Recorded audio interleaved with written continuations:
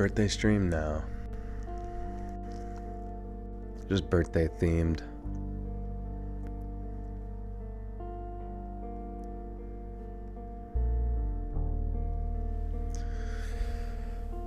Yeah, yeah, yeah, yeah. I'm fucking sick again.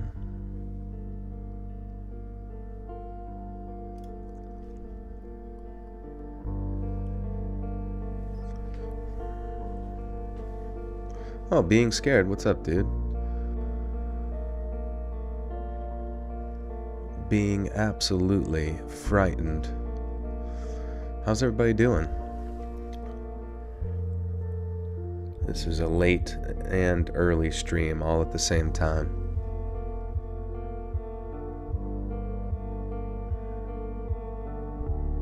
Tuesday the 26th is your birthday. You're almost there. What are you gonna do? You just got back from Costa Rica. Nice. What'd you do there? I don't even know if I could pick Costa Rica out on a map. I just assume it's down by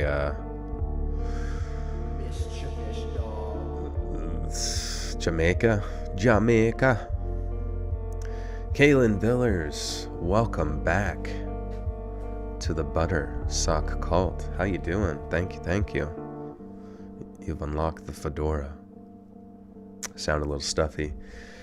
Yeah, I got sick. I don't know. It's so stupid because I was like just sick not that long ago. And then all of a sudden I got a sore throat. It was like the same symptom progression where it was like sore throat, killed that with saltwater gargle, thought I was good, got muscle aches, really bad, fatigue for a day, and then the next day I was just been stuffy, just nonstop stupid fucking stuffy. And thankfully it didn't really get into my lungs because I like slept on like a elevated pillow situation. But yeah, it's really fucking annoying though.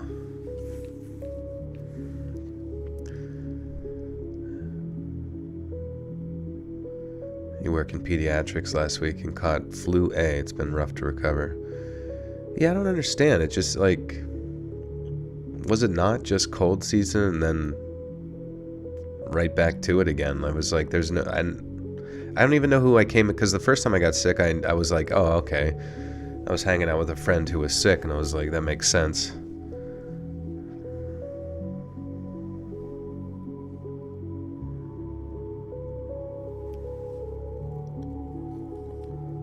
Do I do YouTube as my main job? I do, yeah.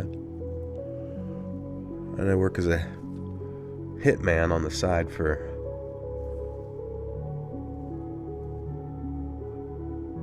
the mafia.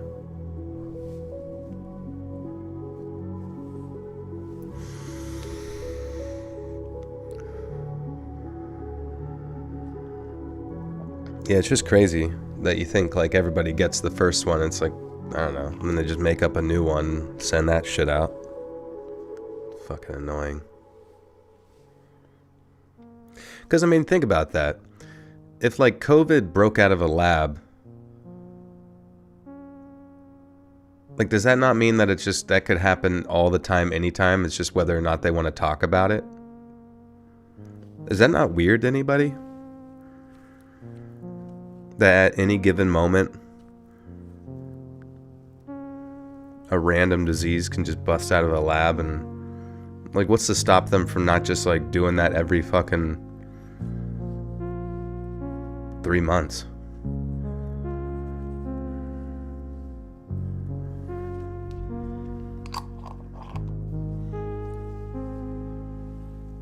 I always just found that really weird how people like just seem to like skip over that part.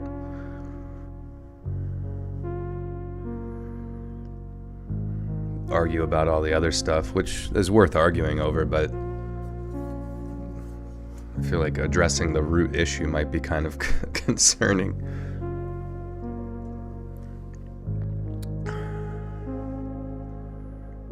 Yeah. Yeah, what if like something very like, I don't even know, like an Ebola variation got out? One that didn't spread, or one that spread worse than Ebola. That would fucking suck.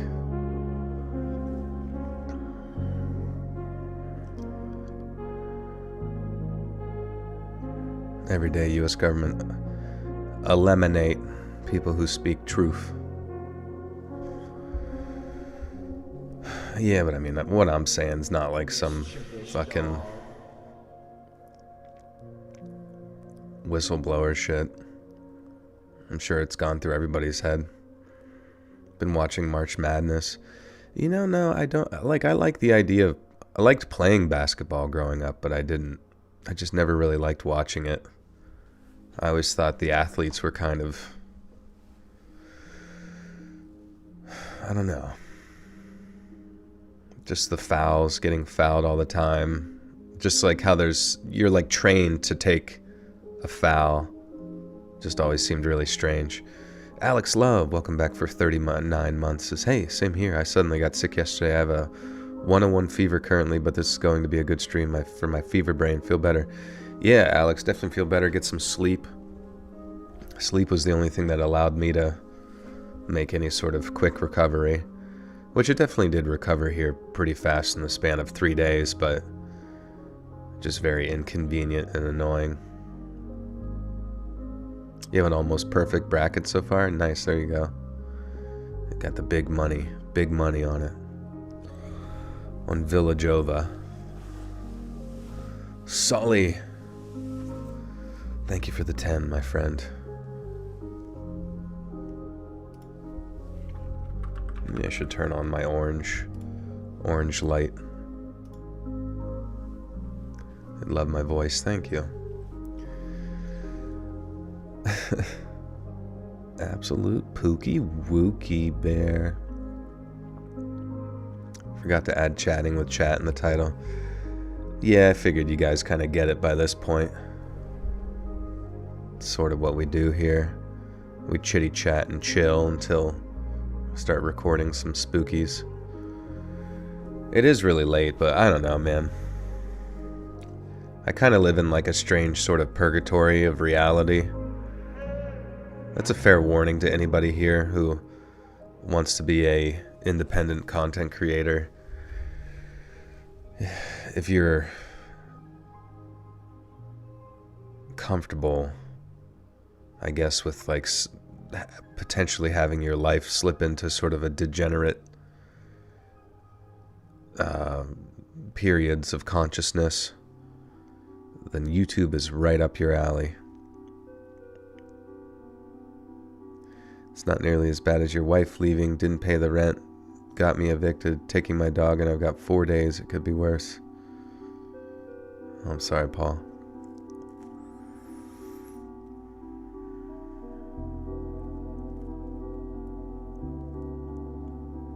Stay up to finish a crochet pattern, so always good to have a Joel stream. Yeah, what pattern are you crocheting?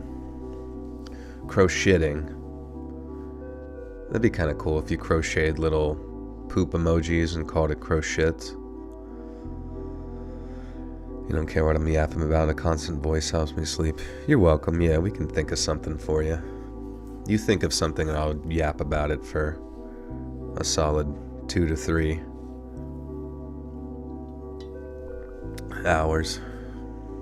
You ever gonna do a vid telling us about you? Yeah, I mean, that's every stream, you know. It's sort of an ongoing, I guess, like the more streams that you go to. And you can go back to the old streams too. They're in a playlist. If you really, there's really not much to know. But I feel like people who come to the streams frequently kind of pick up a degree of, you know, my story and who I am as a person.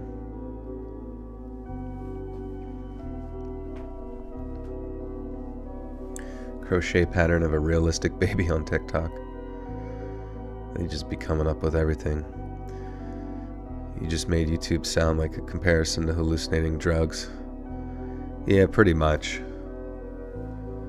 It doesn't feel real sometimes. I warned you guys about the geomagnetic storm, but you didn't take me seriously. I know, we could have stopped it.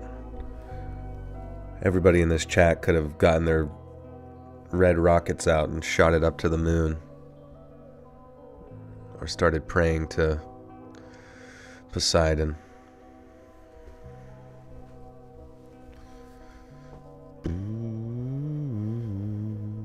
It's the countdown for. We just let people roll in, because sometimes YouTube takes a while to notify people, and then we will get to recording.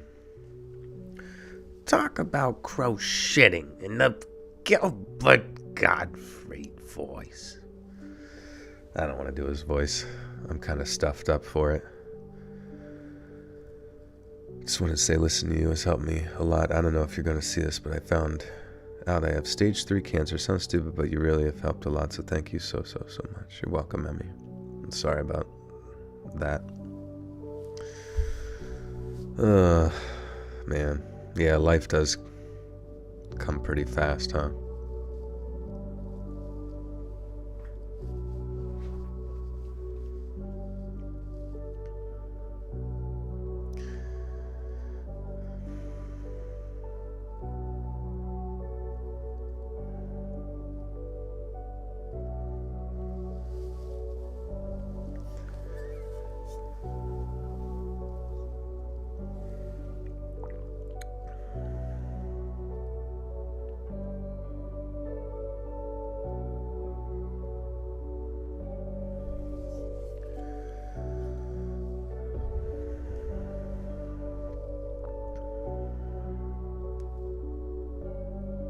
Get the cute fur baby. I haven't heard anything regarding her.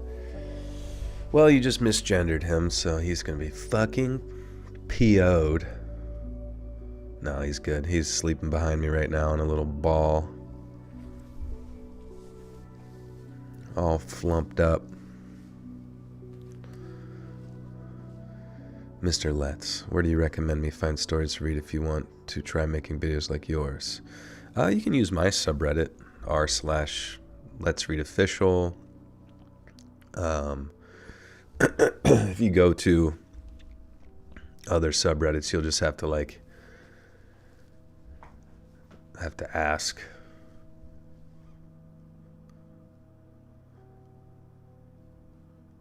Permission from the author of the stories. Let's Read and Mr. Nightmare should collab. Yeah, maybe. I don't even know how to get a hold of him, to be honest. We don't even follow each other on social media. I don't even think he knows I exist. Which, honestly, whatever, you know. We both have our own independent success, and I think that's all that really matters. My kitty Periwinkle passed away my arms Friday morning, and I have never grieved so hard I can't sleep without her next to me. I want her back. I'm sorry, Danielle. What's the next stories about? Well, today's stories are birthday stories, ones that have happened to people on their B-day or something related to B-days. Bidets. The little water in the toilet that cleans your asshole. That's what these stories are all about. Somebody turned up the pressure. Absolutely fucking turned your butthole into a mirror. It's so clean.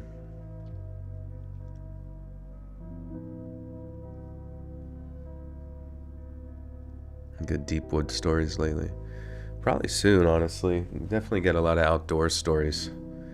It's just kind of like not cycling, but digging through them and finding out where they might fit. But I guess deep woods stuff is kind of more ambiguous, so that would probably be easier to compile. Anybody else go from iPhone to Android? I have not, no.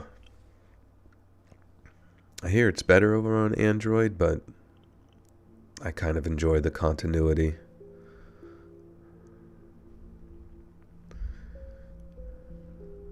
Anybody notice how similar Mr. Nightmare and Chilling Scares are? Google says they're different people, but it sounds way too close to Mr. Nightmare, and he has his cadence down as well. Yeah, there's this weird thing sometimes on YouTube where, like, if you emulate your channel off of somebody else all the way down to like the thumbnail and content, it's like pretty sort of easy, I guess, to get your content to like appear as like suggested or like play after theirs and get noticed. And I don't know, it's weird. It's a weird thing. You want to hear a B-Day horror story? I failed my NCLEX on my birthday. I passed the next time around, but that was traumatic. Yeah, that would suck. I remember like failing it the first time. I think I failed it twice. And I think my dad honestly thought that I had to do like nursing school all over again. And I was just thinking how fucking bad that would have been if you had to like go back to 4 years of fucking nursing school because you failed one. Like, I couldn't do it. I would not go back.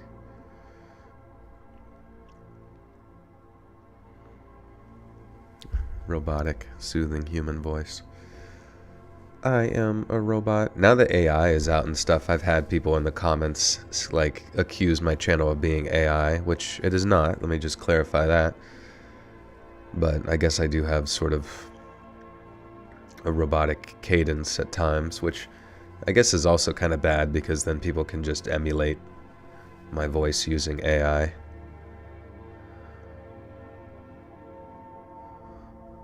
Obama.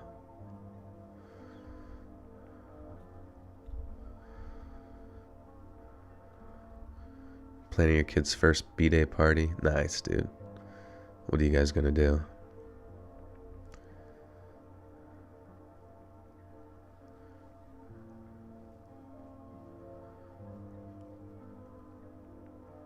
Scary AI stories. Yeah, I don't know. I don't know what that would encompass, to be honest. Can they emulate depressed voice, Joel voice? What's that?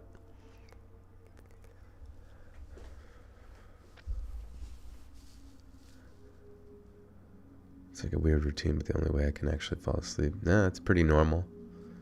I think a lot of people do it. Probably like 90% of everybody here probably falls asleep to the stories.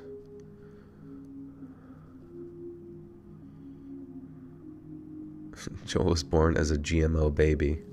This is true. I was injected with corn.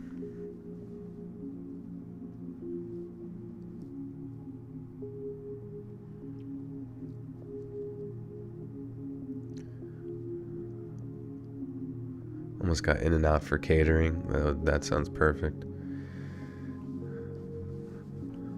Joel sounds emo. Yeah, I'm flicking my hair off to the side. Oh, mom and dad. Tonight will be the night that I shit my pants. Alright, let's get going, huh? Let's fucking read something.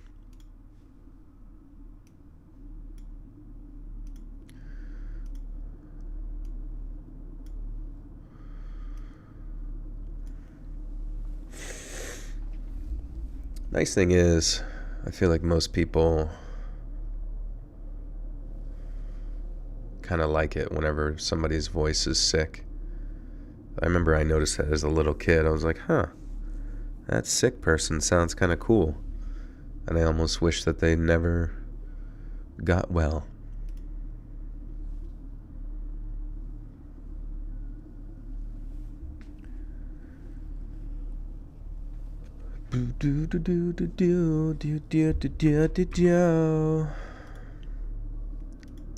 Over again.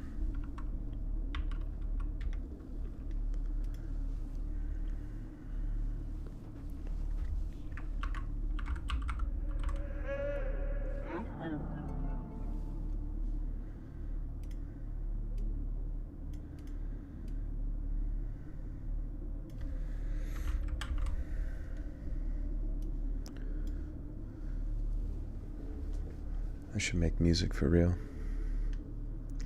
That would be fun. That probably would like be the one thing in my life that would give me something to do. Have you seen Yellow Jackets? Like the Bees, or is that a band? Because I haven't seen any Yellow Jackets yet. It's still pretty cold out.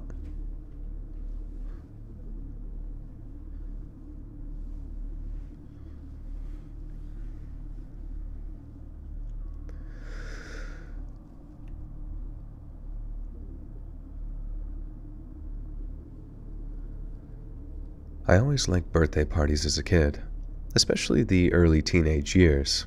We would play video games, have basketball tournaments outside, and just hang out and be idiot boys. As I got older, they lost a little bit of that shine. My friends became less obsessed with sports and video games and more obsessed with girls. I never had that crazy teenage boy desire to talk to every single girl I laid my eyes on. I was the guy who fell for one girl, and that was it. I only wanted to date her, but I was way too shy to ever initiate any sort of move. I was in 11th grade, and we went to my friend Mark's house for a sleepover birthday party. I was excited, nervous, and incredibly anxious because the girl I liked was going to be there, and I knew my friends were going to try and start something between us. We all loved Mark's house growing up. It was secluded, and the kicker to all of this was this house had butted up against the back of a cemetery. When we were younger, we would tell ghost stories and try and scare each other. But the older we got, we would mostly just dare each other to jump the fence and stay in the graveyard for a certain amount of time. I didn't believe in ghosts or anything like that, so I was always the one who went into the graveyard. I couldn't be brave enough around the girls, so I needed to show my fearlessness in other ways, so I became the kid who would do any dare. I don't know if kids still do this today, but when we were that age, we played a lot of Truth or Dare. That was the game to play around the girls because you never know what they might get dared into doing. However, because all the occurs.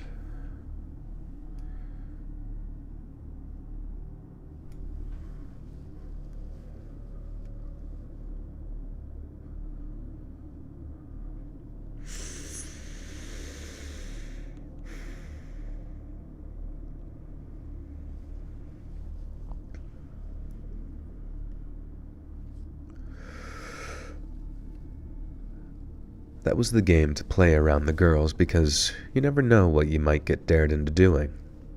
However, because all the girls were there, I was terrified to say dare because I didn't want to get dared to kiss Lily, especially not in front of all my friends. But the peer pressure of high school kicked in, and I didn't want to be labeled a coward, so I said dare in an attempt to look cool, collected, and brave. And just as I feared, my friend Mark dared me to take Lily into the graveyard for 10 minutes, and we couldn't come out until the 10-minute timer went up. I realized 10 minutes doesn't sound like a long time, but in my teenage brain, being alone for... I realized that 10 minutes doesn't sound like a long time, but in my teenage brain, being alone with Lily for 10 minutes may as well have been a death sentence for my embarrassment. And Lily jumped right up, seeming eager, and said, "Heck yeah, I'm down, let's do it, come on." And she actually extended her hand to help me out of the beanbag chair that I remember I was sitting in.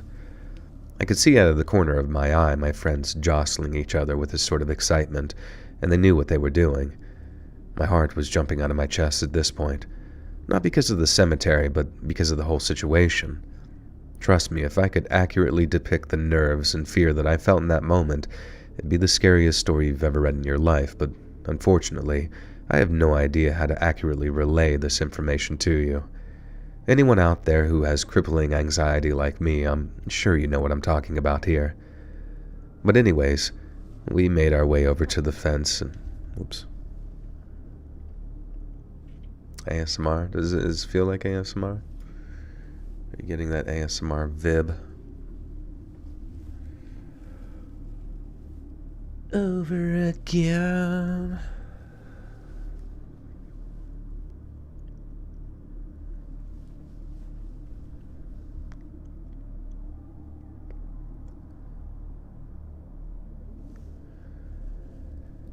Anyway, we make our way over the fence and into the cemetery. Even though I was nervous, I started to feel an incredible calm feeling coming over me. Lily was walking close to me and made some comments about forgetting about the 10-minute timer and that we should just stay there for a while and just hang out. Sure, it was objectively creepy being in the cemetery, but not really scary. Mark's house was a nice neighborhood, and I had been to that graveyard a million times, so I wasn't worried about anything actually happening. We found this huge tree, and she pulled me over to the tree. We sat down and started making some harmless small talk. I was about to actually make a move, and... what the fuck?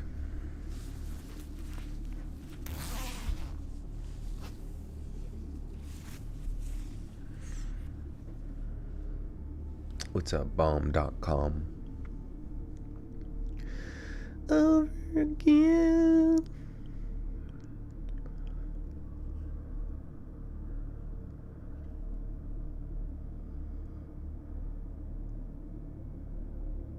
Unzipping. Well, it's like I have like my headphones on, and then whenever my cord for my headphones is like touching against my little jacket here, I feel like it like picks up on the mic. I'm not really sure. Sure, it was objective. We found this huge tree, and she pulled me over to the tree, and we sat down and started making some harmless small talk. I was actually about to make a move when we heard the sound of some tree twigs snapping, I think, and both of our ears perked up. It was that hard snapping sound. It didn't sound like nature just being nature. It sounded like a tree branch being stepped on by somebody. My first thought was fear that someone else was there. But when I looked at Lily, she just seemed annoyed. That's when she told me that she had assumed that someone from the party was there spying on them or trying to scare us, and it made all the sense in the world. I stood up and started to scan the surroundings, and that's when I saw what looked like two heads hiding behind a gravestone. I started approaching that grave, ready to give my friends a piece of my mind, and that's when I got a good look at the two hiding people. In that instant, I realized that these were not my friends. These two people were clearly somewhere in their mid-30s, I would have to guess. A disheveled-looking man and a woman who looked like she hadn't slept in weeks with her hair flying in every direction possible. I screamed some obscenity, and Lily and I ran back to Mark's house. We got inside and locked the door, and we were both freaking out, and everyone at the party was more confused than concerned. Mark and my friends just laughed, assuming that we were making it up to get out of that alone time, but thankfully, Lily saw them too, and she actually corroborated my story. After some back and forth, one of my friends just said it was probably another couple just trying to have some alone time as well, and we interrupted them. That was the story everyone had accepted, but I was the one in their eyes.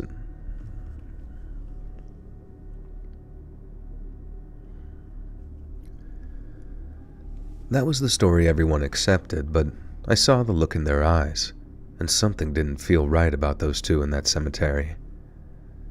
Well, the night continued, and the girls eventually left for the night. We were all crashing in Mark's living room since there were about 7 of us guys, and I couldn't sleep at all. Between Lily on my mind and the two freaks in the cemetery, my mind was just racing. A little after 3 in the morning, I thought that I could hear a shuffling sound outside the house. I woke up my friend Nick and told him that I heard something. He heard the same sound, but was trying to convince me that it was just the wind or maybe even a deer. For some reason, I felt very compelled to pull back the curtain in front of the sliding door. And when I pulled it back, right on the other side of the glass was 2 people, and in that moment, with the light coming through, I could immediately tell that it was the 2 people that I had seen earlier. The man had his hand on the door trying to open it, and the woman was standing behind him, almost like some sort of disgusting statue. Both of them had these just dead, very unnerving eyes. There was a brief deer-in-the-headlights type moment where we just stared at each other, and then the panic and fear kicked in. My friend Nick and I screamed at the top of our lungs. All of our friends woke up, and those two creeps ran out into the night. But thankfully all my friends saw the two people running away. Now they believe me that there were two people that we saw earlier, and they definitely weren't something that we just... Wait, what? Now they believe me that the two creeps I saw earlier...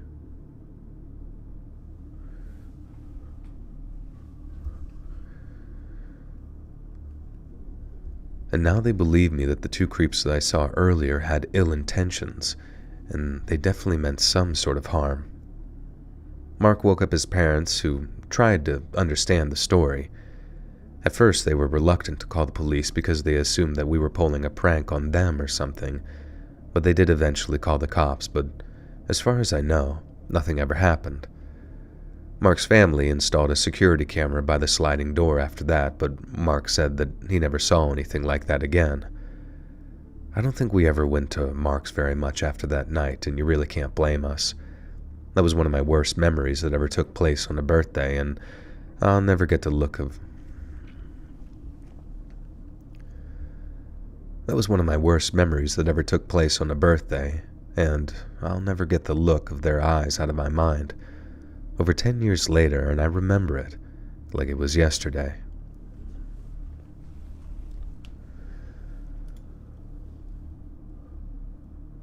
Over again.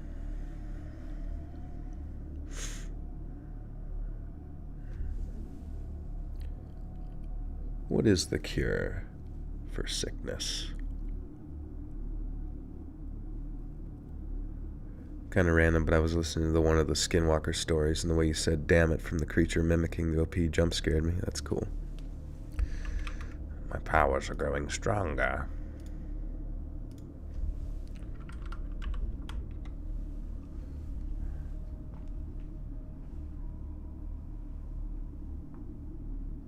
Do you ever have nightmares from reading the stories? No. I don't know. I've read so many now, I just feel nothing, I guess.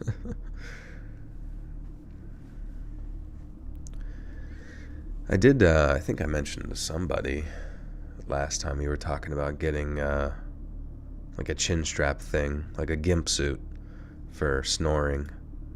I'm just kidding. It's like a chin strap that you put on, but it's supposed to keep your, like, mouth closed so you, like, breathe through your nose. And I wore that yesterday, and it actually seemed pretty solid. Because I think that's the issue with, like, snoring, is that your mouth opens up and then your, jaw kind of slides back and your tongue goes back towards, like, your throat and just, like, blocks your airway. But if you are able to keep your mouth closed, yeah, it was a ball gag.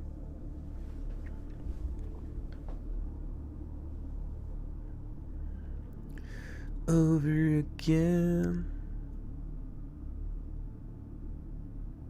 Yeah, I just sit there all night holding my mouth closed.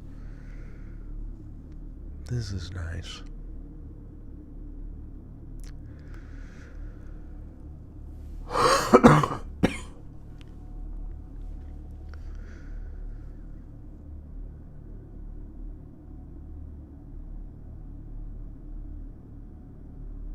Since 2016, that's a long time. That's like 8 years, holy shit. Dude, time just going so quick.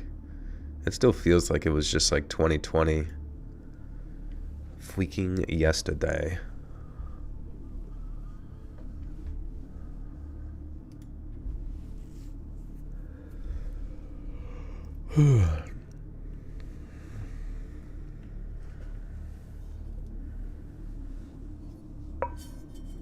You duct tape your mouth shut to sleep. Yeah, I think they make that hostage tape stuff. I wouldn't use duct tape. That probably would hurt your skin. But I hear that hostage tape stuff works really well. Samuel Rusden, thank you for the 2. What's up, big dog? What up? How's it going?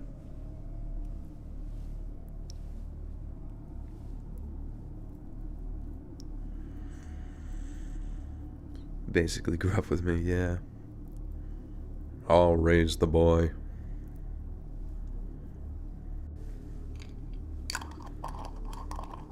I just remember that Family. I don't know if it was a Family Guy. I just remember there was something where it was like, I'll raise the boy, and it was like some deer, but then it immediately got shot. David De La Rosa, thank you for the 1. Paranormal stories would be good. Yeah, I definitely hope to do some paranormal stuff soon. It's just coming across like really good ones. A lot of like paranormal stories are just kind of like nothing burgers.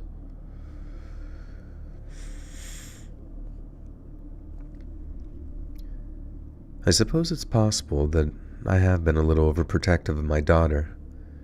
Over the last year or so, I've been trying to cut the cord, so to speak, and allow my daughter to have more independence. Almost a year ago, I allowed her to have a sleepover for her birthday party. She was turning 12, and I knew most of her friends, and they were all good kids. All but one. Her friend that I'm going to call Katie in this story was just that typical bad news girl. She came from a pretty rough family, and it showed. My daughter was always friends with her, but the older they got, I could see Katie going down a darker path. A few weeks before the party, Katie got suspended for hitting a teacher. The only reason that she didn't get expelled was because my daughter wrote a letter to the principal, basically begging them to give her another chance, and they did. I was on the fence about letting Katie come over, but my daughter begged me, and I gave in. And what harm could a 12-year-old girl cause in one night? The night came, and it was just me alone responsible for the girls who came over. My husband works overnight, so he wasn't going to be home until 8 in the morning. I was a little nervous about having all the kids in the house, but I trusted my daughter to be responsible and keep everyone under control, which, for the most part, she did. Even Katie was well behaved and even respectful. She thanked me twice for allowing her to come over. When I was getting ready for bed, I checked in with the girls and told them to behave. As I was walking away, Katie said one last time with sort of a bit of mischief in her voice, "Thanks again for letting me come over." When I turned back and smiled, she looked at me in a sort of funny way, and I got the sense that she sort of ironically was thanking me now. I was hoping that my daughter didn't tell her that I didn't want her there, but I was sure that I was just overthinking this. At some point in the middle of the night, I heard a loud bang coming from down the hall. It was like the sound of a pan falling off the shelf or something. I froze for a minute thinking about the horrible idea of an intruder, and I went into bear mob mode and decided to investigate the noise. When I got into the hallway, I could hear the muffled sounds of whispers, and one of the whispers was very aggressive and angry sounding, but I couldn't make out the words. The other whisper was clearly the sound of someone whimpering. I could hear things like, "Please no," and "We don't have to do this." I didn't have any idea what to think at this point, and I turned the light on in the hallway and the whispers stopped immediately. I heard the light footsteps of jogging heading back in the direction of the living room. I still didn't know if those whispers were some of the girls or somebody else. I briskly made my way down the hall into the kitchen. I still haven't said anything, and the light was on and there was a pan lying on the counter. It looked like it must have fallen out of the strainer where it was drying. That must have been the noise that woke me up. As I was moving the pan back into the strainer, I noticed one of the steak knives was removed from the knife block that I kept on my counter.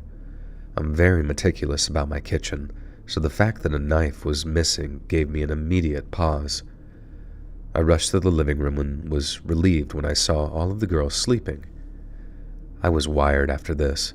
I was trying to figure out what on earth the two girls in the kitchen were talking about, and more importantly, why was a knife missing?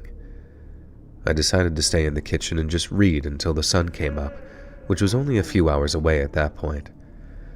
I just felt like I needed to stay awake, just in case something might happen. Not long after, I made a cup of coffee and started reading. Katie came to the doorway and asked why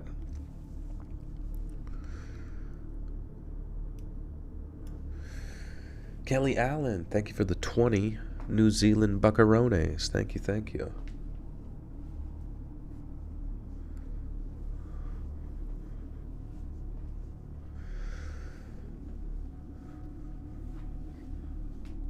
Yeah, we haven't done much true crime stuff in a while.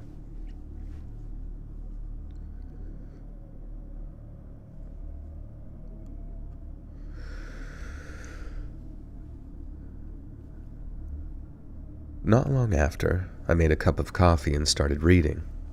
Katie came to the doorway and asked what I was doing awake. I told her I couldn't sleep and I was going to read in the kitchen. She looked annoyed and confused and eventually turned back around and went to sleep. I just assumed that she got up to use the restroom, but it didn't occur to me until later that when she confronted me in the kitchen, she never went to the bathroom. Pradeep's fucking coughing. I don't know if you heard that.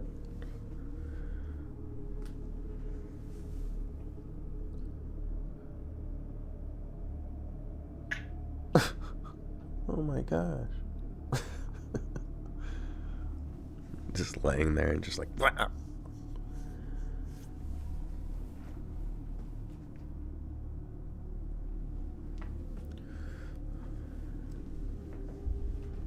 Yeah, fucking furry ball.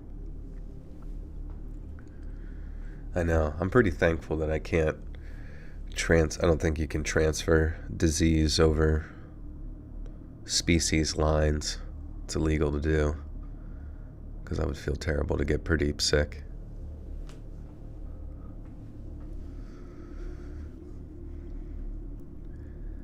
I just assumed that she got up to use the restroom, but it didn't occur to me until later that when she confronted me in the kitchen, she never went to the bathroom. So she literally got up just to confront me, which in hindsight is a little weird. At least I think so. Morning finally came and all the girls were just being silly in the living room.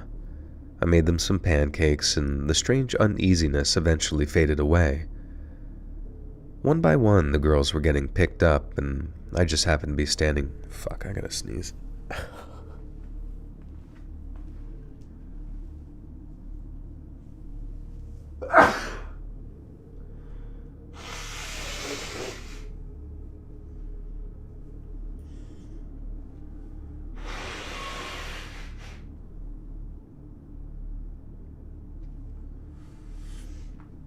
Oh, fuck. I got my own hairball.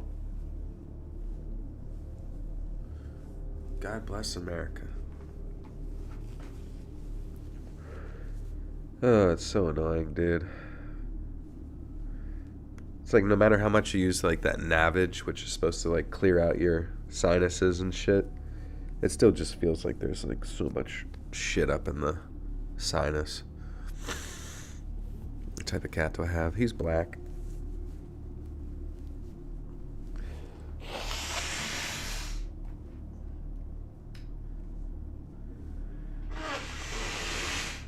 God damn it.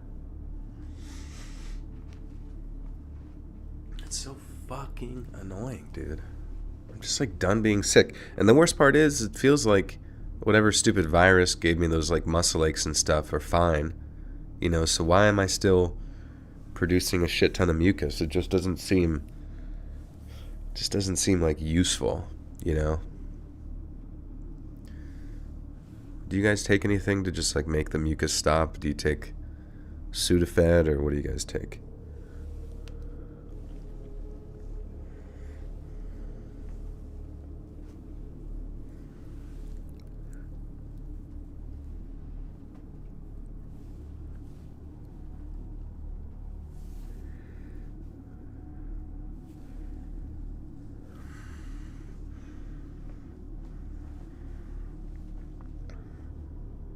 Bronchade, Mucinex. Yeah, I mean, the Mucinex, that helped with like whenever I had mucus in my like lungs, but I didn't really have that this time around.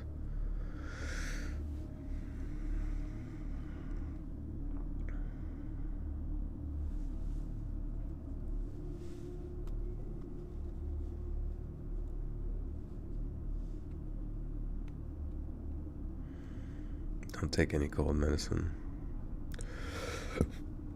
Yeah.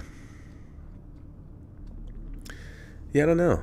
The saline, like whenever I do the Navage thing that like shoots saline juices through your sinuses, it's not that it makes it worse. It's just it never like it never really clears it out or ever makes me feel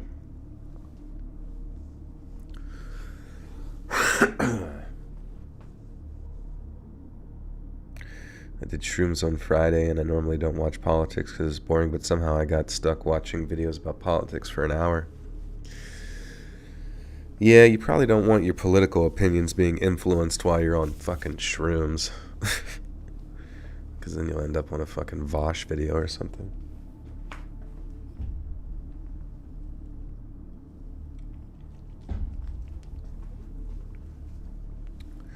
Hot sauce. Yeah, I thought about that. I was like, maybe I should get some wasabi.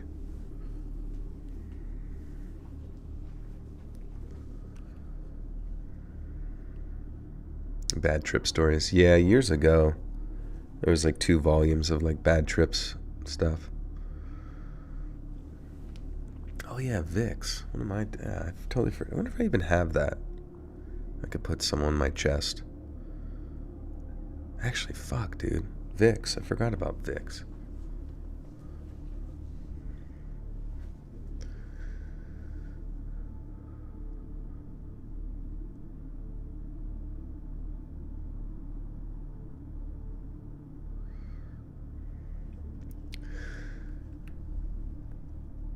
I just assumed that she got up to use the restroom, but it didn't occur to me until later that when she confronted me in the kitchen, she never went to the bathroom. So she literally got up just to confront me, which, in hindsight, is a little weird. At least I think so. Morning finally came and all the girls were just being silly in the living room. I made them some pancakes and the strange uneasiness eventually faded away. One by one, the girls were getting picked up. I just happened to be standing near the living room when Katie was packing up her bag, and I noticed her putting the kitchen knife in her bag.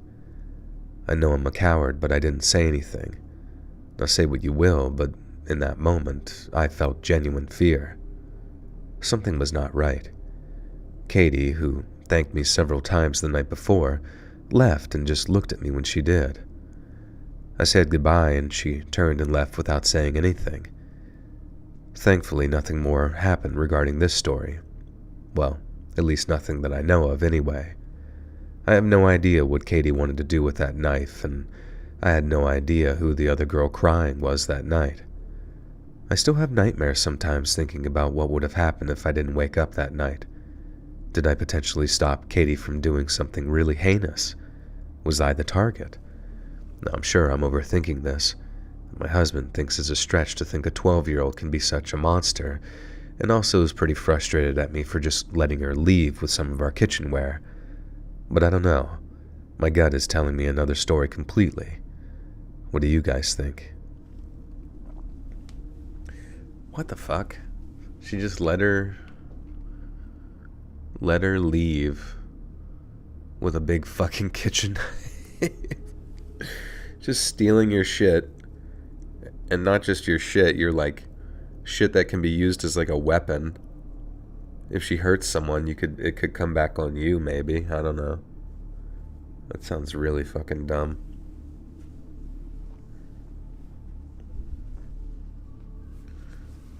Yeah, would it not make sense to have a conversation with your own daughter after that? Like, hey, so your one friend Katie, she stole a big fucking knife out of our kitchen.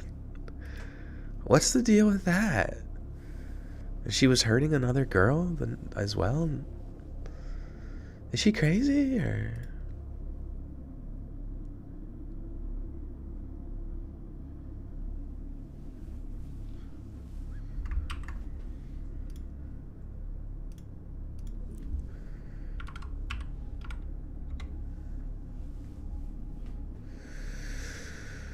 Hey, Samuel Rusden with the 5 says, even just fresh air coming into the room can help, using a dehumidifier when you have the doors and windows closed. That's true, yeah. I do have, like, down here in the basement, I have, like, 2 running, usually, all the time. That would be good, though, to just dry up the sinuses and shit.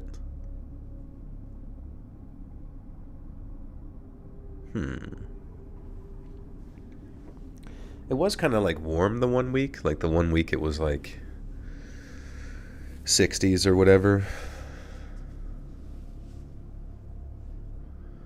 And then it dropped down into the 20s. I was kind of curious if like that change in temperature, just as far as like pressure systems go, would have any effect on like maybe making people prone to sickness. I don't really know.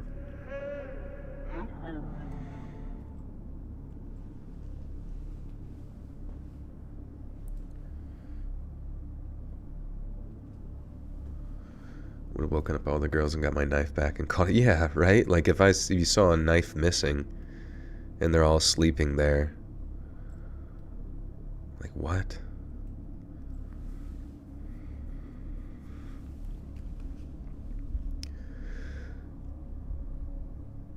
A few years ago, I worked in the main office of a large grocery store chain in my region. I honestly hated this job, but it was a decent paying job out of college. My job was extremely boring and consisted of 99% computer work. At the time of the story, I had worked at the main office for nearly 2 years, and I had yet to really make a connection with really anyone. This may sound crazy to some people, but it was hard to make friends at this place. The hours were horrible, and the workload was a pain. Most people just kept to themselves, did their work, and then left for the night. A girl I'll call Carla worked at the office who was crushing. A girl called Carla. Fucking Christ. A girl I'll call Carla worked at the office who I was crushing on pretty hard at the time. I never talked to her really, other than the occasional hey while passing in the hall or something like that. One Friday afternoon, while my life was being drained at the computer, I got a message on my work email, and it said it was from Carla. It seemed kind of random, and it seemed like it was a generic message inviting me to her birthday party that weekend. I didn't care that it wasn't a personalized message, I was just excited to be invited. This was validation for me that Carla knew that I actually existed, and the email contained an address and a time for the party, and there was a little note at the end of the message that said, "Please don't talk about the party out loud because not everyone in the office is invited," and I was pretty thrilled. That night, when I was leaving, I saw Carla walking down the hall, and we made eye contact, and I smiled and said, "Hey, Carla." She smiled but didn't say anything back. It didn't kind of... What the fuck?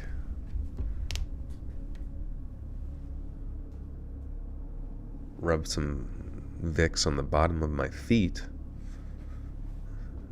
That sounds like it crazy enough just to work.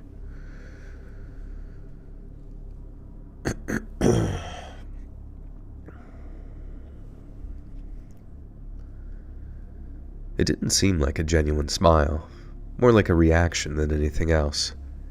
Just as she was almost out of sight, I said, "I'll see you later." And she turned and had a confused look on her face and then just waved at me as she turned the corner.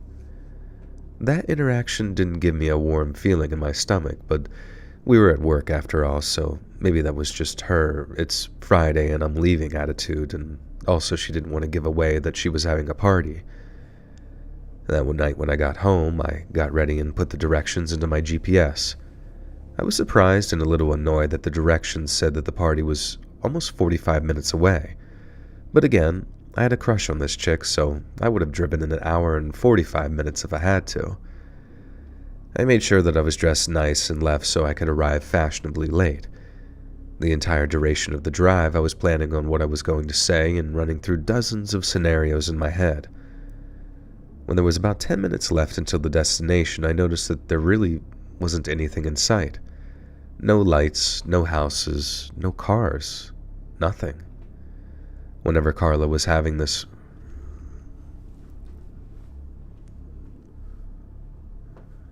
Your mouth pronounces Vicks as Beeks. Beeks, Vapor Rub. When there was about 10 minutes left of this. Okay.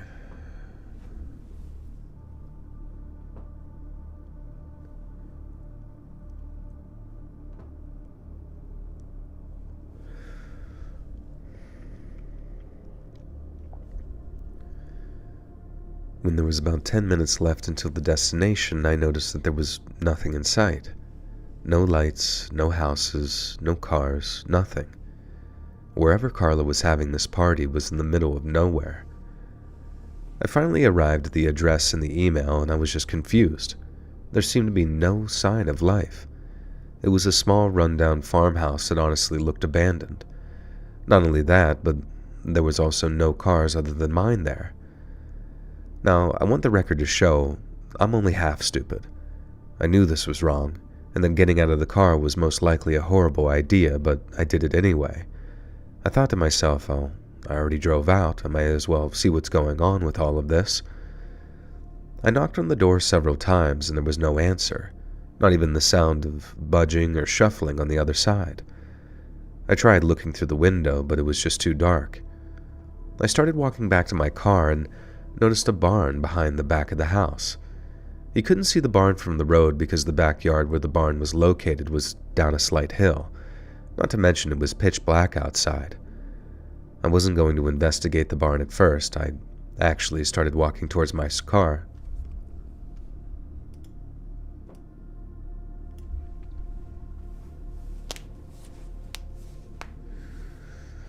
Yeah, go in the fucking barn. Great idea.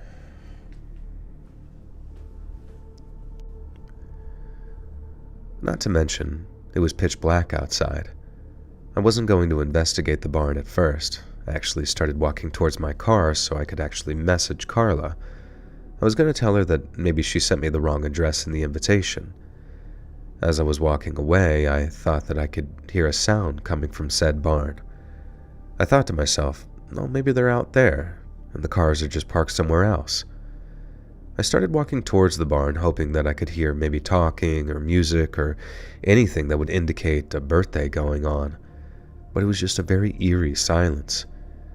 Just as I was about to enter this barn, my brain finally kicked in and I said forget it. I turned around and jogged back to my car.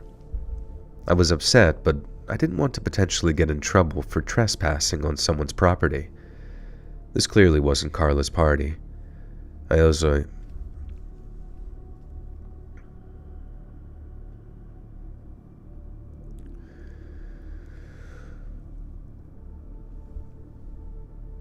turned around and jogged to my car. I was upset, but I didn't want to potentially get in trouble for trespassing on some random person's property. This clearly wasn't Carla's party. As I opened the car door, I heard the sound of heavy.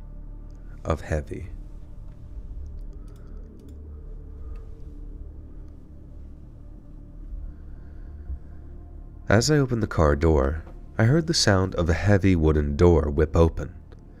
I turned around and saw someone running from the barn in my direction.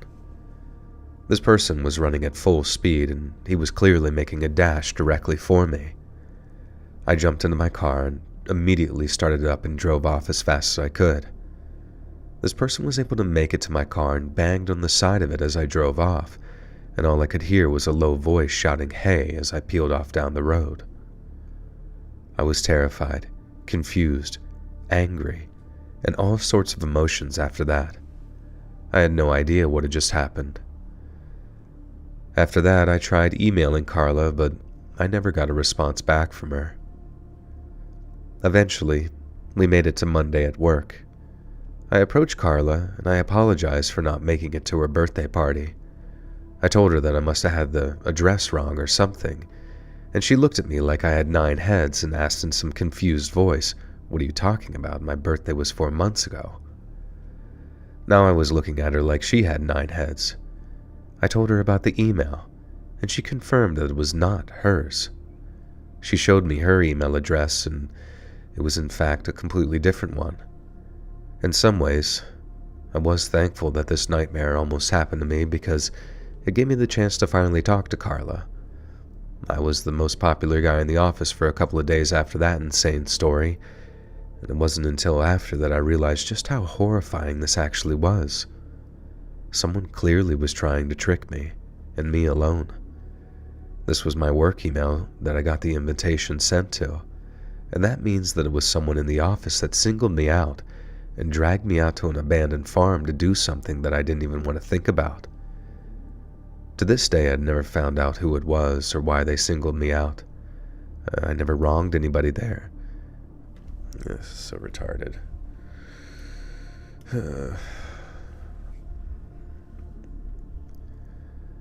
To this day, I had never found out who it was or why the single...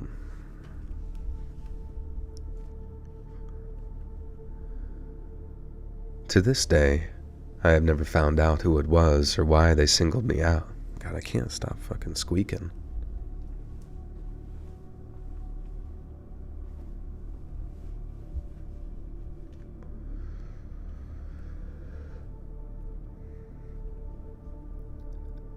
To this day, I had never found out who it was or why they singled me out. I never wronged anybody there, and nobody to my knowledge had any issues with me. It was just some crazy story, and I still get freaked out every time I think about it. Yeah, it was skids. I mean, like, I don't know. Like, wouldn't you immediately go to the cops after that? Wouldn't you immediately try to figure out, wouldn't you tell your boss, at work? Wouldn't you, there's 1,000 stupid, generic fucking questions.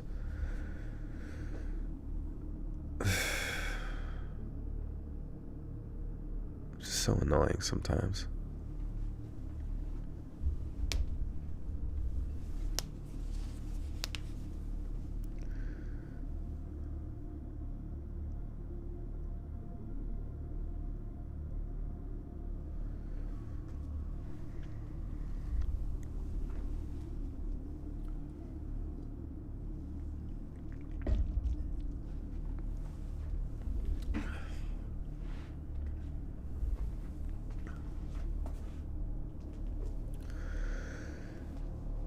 Do a raw reaction. You're hearing it live, baby. Your birthday's next Sunday. Nice. Has anyone played a difficult game about climbing? Climbing? I don't think so. I know there's some VR. There was some VR game a while ago that had rock or climbing as part of its thing, but I'm not really sure. I guess you could play Shadow of the Colossus. There's a lot of climbing in that. Also, the new Dragon's Dogma has some climbing on enemies. Dragon's Dogma 2.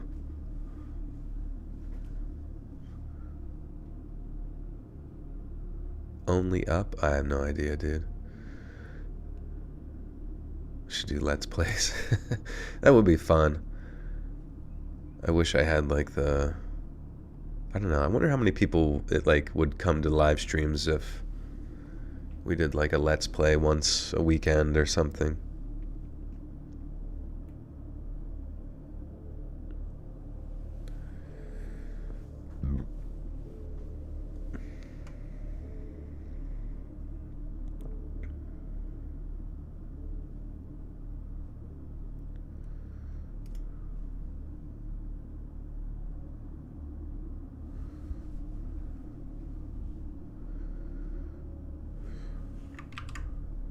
Alright, so this is story... There's 8, I think, stories.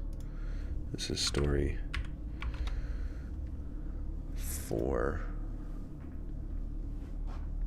Any plans for Easter? Yeah, I think we're just gonna go spend it with family.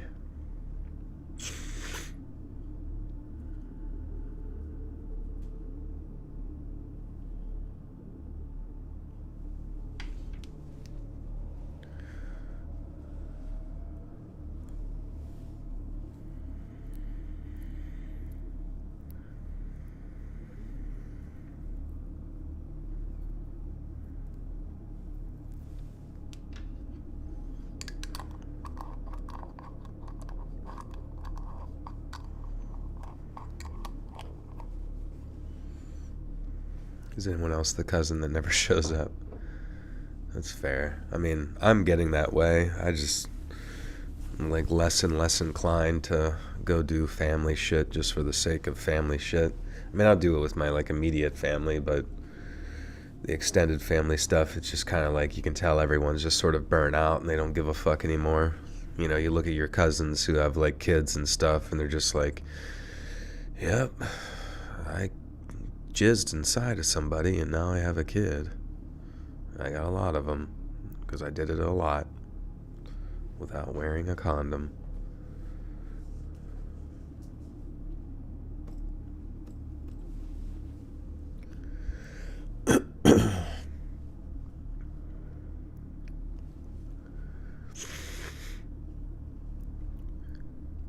Three years ago, me and all my girlfriends were single for most of the year. When it came time to celebrate my birthday, I told the girls that I wanted to go dancing. There was this sort of newish club that had opened downtown, and it seemed like an awesome way to celebrate my 26th. We just wanted to dance and not really worry about relationships or any of that stuff that could potentially just ruin the evening, and no toxic relationships on that night. Well, instead of a night of fun and dancing that I could remember forever, I instead left with a memory that is burned into my brain for all the wrong reasons. And maybe this story isn't your typical scary story, but if you were in my shoes, I bet that you would feel a certain way as well. The night started great, just as I wanted. We danced like we were never going to dance again, and we were all wearing some pretty cute dresses and heels, and I couldn't imagine the night really going any better. But that's when the power went out. Like it just completely died. It was so dark in the club that you just couldn't see your hand in front of your face. And I hate the dark, especially that kind of darkness. But honestly, in this specific situation, it was actually kind of funny. Everyone was screaming and just sort of shouting in joy, and it turned into sort of a makeshift mosh pit of sorts. Everyone was laughing and continued singing the song that was playing before the blackout. It was almost as if the nightclub sort of engineered this moment. You would think a blackout like this, with all those people, would induce a fear reaction, but instead, it was the weird moment of joy. During the loud blackout mosh pit, I thought that I heard someone crying, but I couldn't focus on the voice due to all the shouting going on around me. Then I heard the sound of this blood-curdling loud scream. It was the only time in my life that I felt like I could hear the pain in life being drained in just one yell.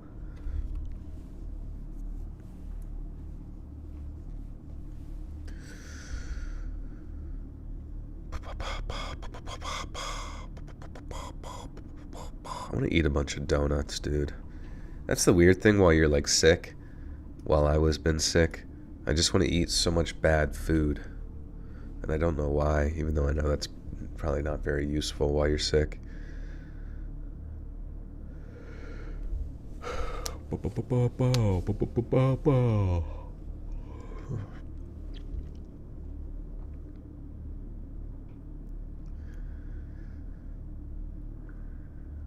Oh, Gregorio, did you say that you take any sort of exogenous implementations? I've just been more curious as I get older. I'm like, I wonder, I don't know. I get so annoyed. I just get so fucking annoyed with like how many content creators you see within the fitness industry. Are you allowed to talk about what you take, Greg? I'm just curious. You don't have to if you don't want to. But I just get so annoyed with how many content creators / like influencers within the fitness realm pretend that they're not on PEDs or, you know, any sort of exogenous steroids, without, you know, at least discussing it. Like, even the more that I think about it, like, the more that I sit and, like, reflect, yeah, what's the point of being a fake natty? Like, what is the point of being a fake natty? Like, at this point, you see so many people on PEDs that it's, like, it's so obvious. It's, like, so clear, like, when you see, like, the vasculature of, like, the shoulders, the hypermuscularity, the hypermasculinization of their face, it's just like super low body fat stuff. You know, it's just all not right, you know?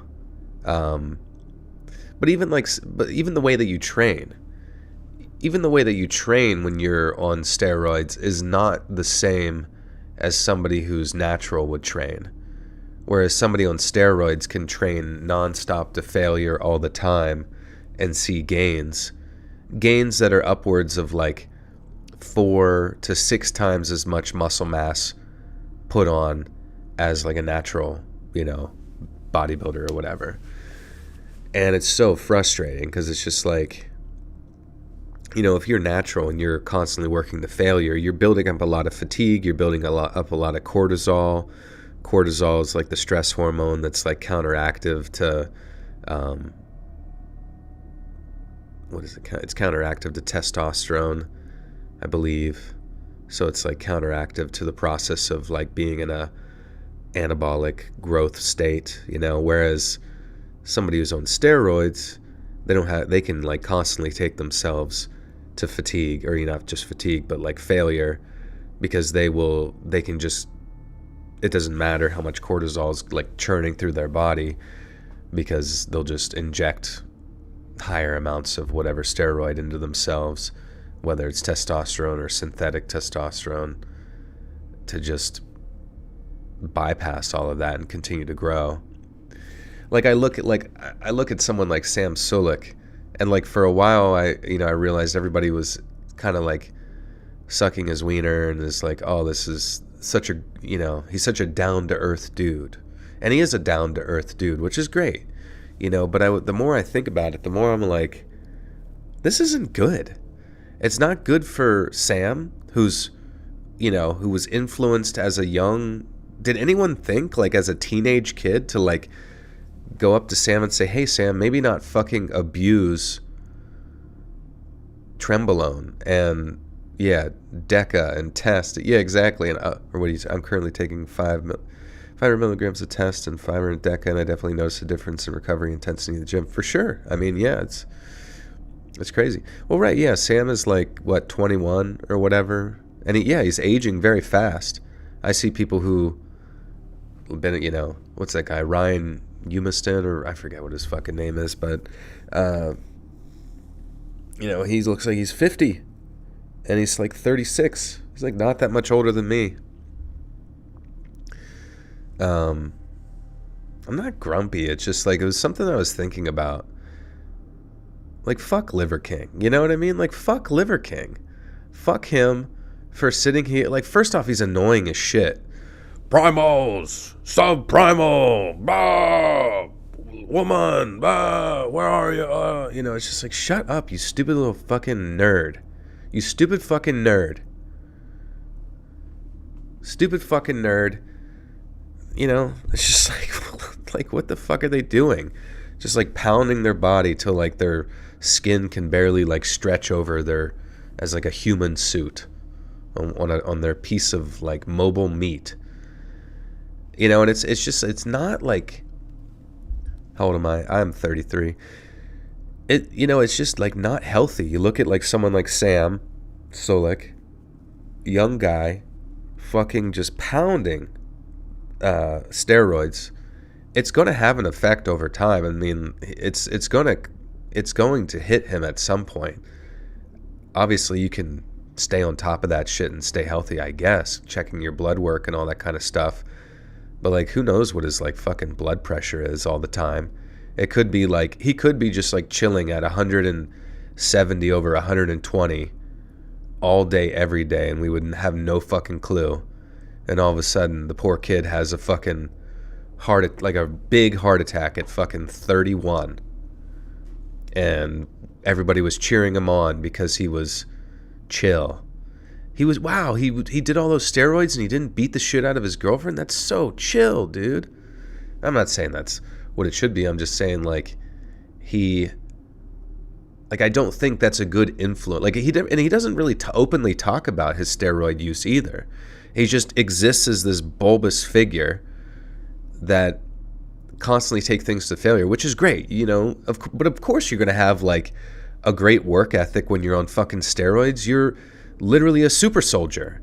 You are literally Master Chief. I would fucking hope whatever, scientific experimental injections that you got from Nazi Germany are going to help you perform better, with less sleep, and you get to do it 7 days a week. I would hope it would fucking work.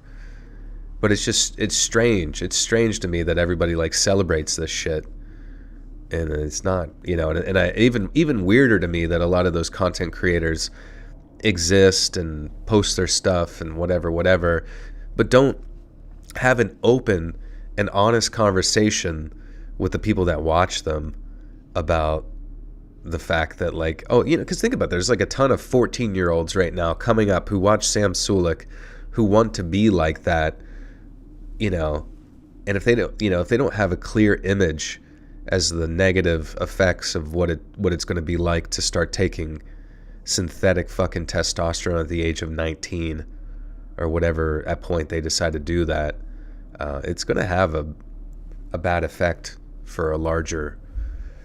But I don't know. I guess that market's been there forever, so fuck it. If they, you want to choose that for your body, go right ahead. But I don't think it's good. I think it's fucking bad. And honestly, it's not attractive either. I don't look at Sam and I don't look upon him with a sense of like admiration, honestly.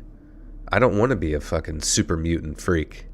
I think it's abnormal and strange, and I think there's a degree of underlying maybe potential self-hatred that you have, or some sort of psychological imbalance to like go to those extremes. Like, it's just not good. You want to know Sam's steroid cycle, probably 1 gram of tren, whatever else is. But that's the thing, is like, why doesn't he talk about it? Why does he sit there and pretend that he's just this lovable dude in the thing, but he doesn't talk about or isn't transparent about his steroid use? Like, that's fucking weird to me. Like, how you can, people are going to give Liver King shit all day, but then suck Sam's dick. Like, the inconsistencies just don't make any sense. It's stupid. I'm not trying to be rude or anything like that, but it's just, it's not always a great outcome in the end, especially if you don't have like a fucking team, checking in on you frequently. And especially since now you'll, be required to basically have that to, one, continue to make progress, and, because your testes aren't going to be able to produce as much down the line, especially if you don't, get off of it. You want to see a picture of Sam? What do I Google? He's on YouTube too. His name's Sam Sulek, SAM space SULEK. And once again, he's a great guy, a nice kid, but you have to ask yourself, what is wrong with society when a kid of that age, who was already in phenomenal shape, felt the need, prior to his body's own peak testosterone production, which is probably would have been around like 27. So like at least giving himself a solid decade of training, weight training, resistance training. He just jumps right into fucking like you said, 1 gram of tren and base testosterone and probably D-ball and all sorts of other fucking Franken steroids.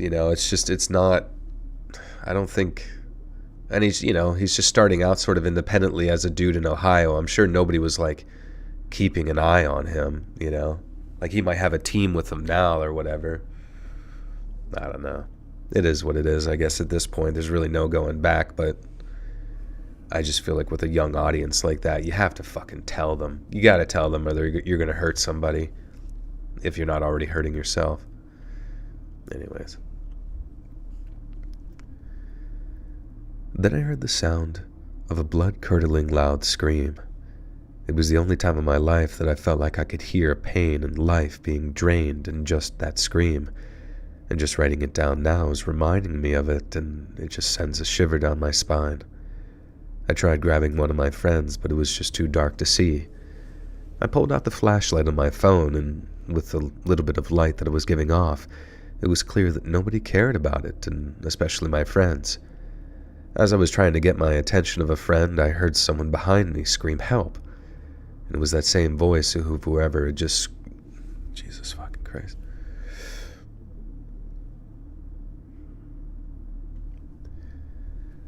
It was that same voice of whoever just had that... It was that same voice of whoever just had that loud scream.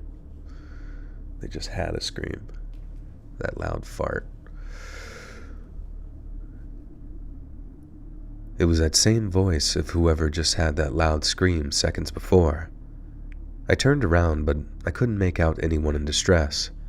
It was just so dark, and with everyone jumping around and being loud, it was impossible to focus on anything. Everyone just kept laughing, singing. I think due to the nature of the situation, everyone just assumed someone was making a joke and nobody really cared. This was just part of the party. A lot of people had their phone lights out now, and they were jumping up and down, creating this weird strobe effect. I needed to get out of the club. Maybe it was just the darkness getting to me, but I felt like I was having an anxiety attack. I grabbed one of my friend's arms and basically dragged her outside with me, and she knew something was wrong, and she put her arm around me. I told her I needed air, and I mentioned to her that I heard someone screaming and saying help. She told me she heard it too, but according to her, it just didn't seem serious. She just assumed it was someone clowning around playing a joke since it was so dark in the inside of the club. She even used the word paranoid to describe my emotions at that moment, and I have to say I wasn't pleased. I tried describing the scream to her, and she didn't hear it the way that I did, but she did admit that she wasn't really paying it. God.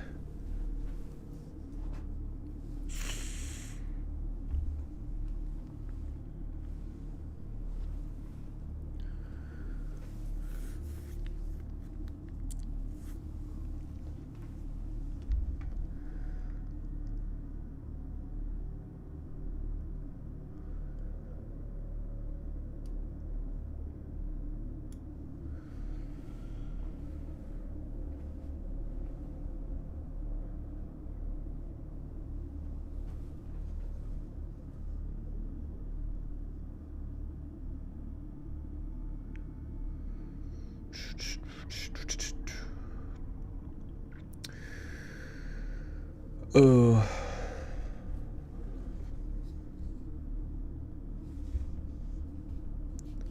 For the longest time I made blankets because my boyfriend, I loved it under a pile of them.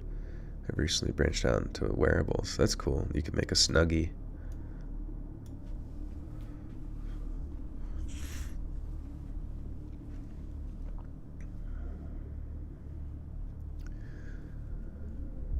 I tried describing the scream to her, and she didn't hear it the way that I did, but she did admit that she wasn't really paying attention.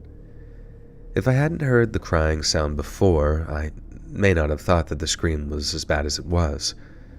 And a couple of minutes had gone by, and before we knew it, the club was surrounded by dozens of sirens. Police cars and ambulances were flooding the outside of the club. We looked on trying to figure out what was happening, and we saw several EMTs run inside with a stretcher. It was conveniently around this time that the power had gone back on in the club, and just then, we heard the sounds of screams and gasps coming from inside the club, and the music cut off almost as soon as it turned back on. When we tried to re-enter the club, there was a cop who wouldn't let us back in, and a couple of minutes later, the EMTs coming out with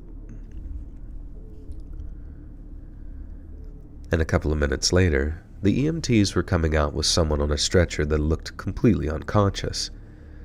We noticed from the doorway that the cops inside had a few people apprehended, and they were also interviewing some people as well. We tried eavesdropping, but we couldn't hear anything. The person on the stretcher was put into the ambulance, and they drove off. It'd be so funny to yell Fusroda casually, but then you just explode your entire desk and computer in front of you.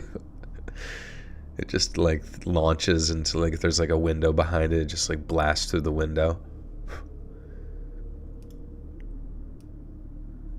Oh fuck.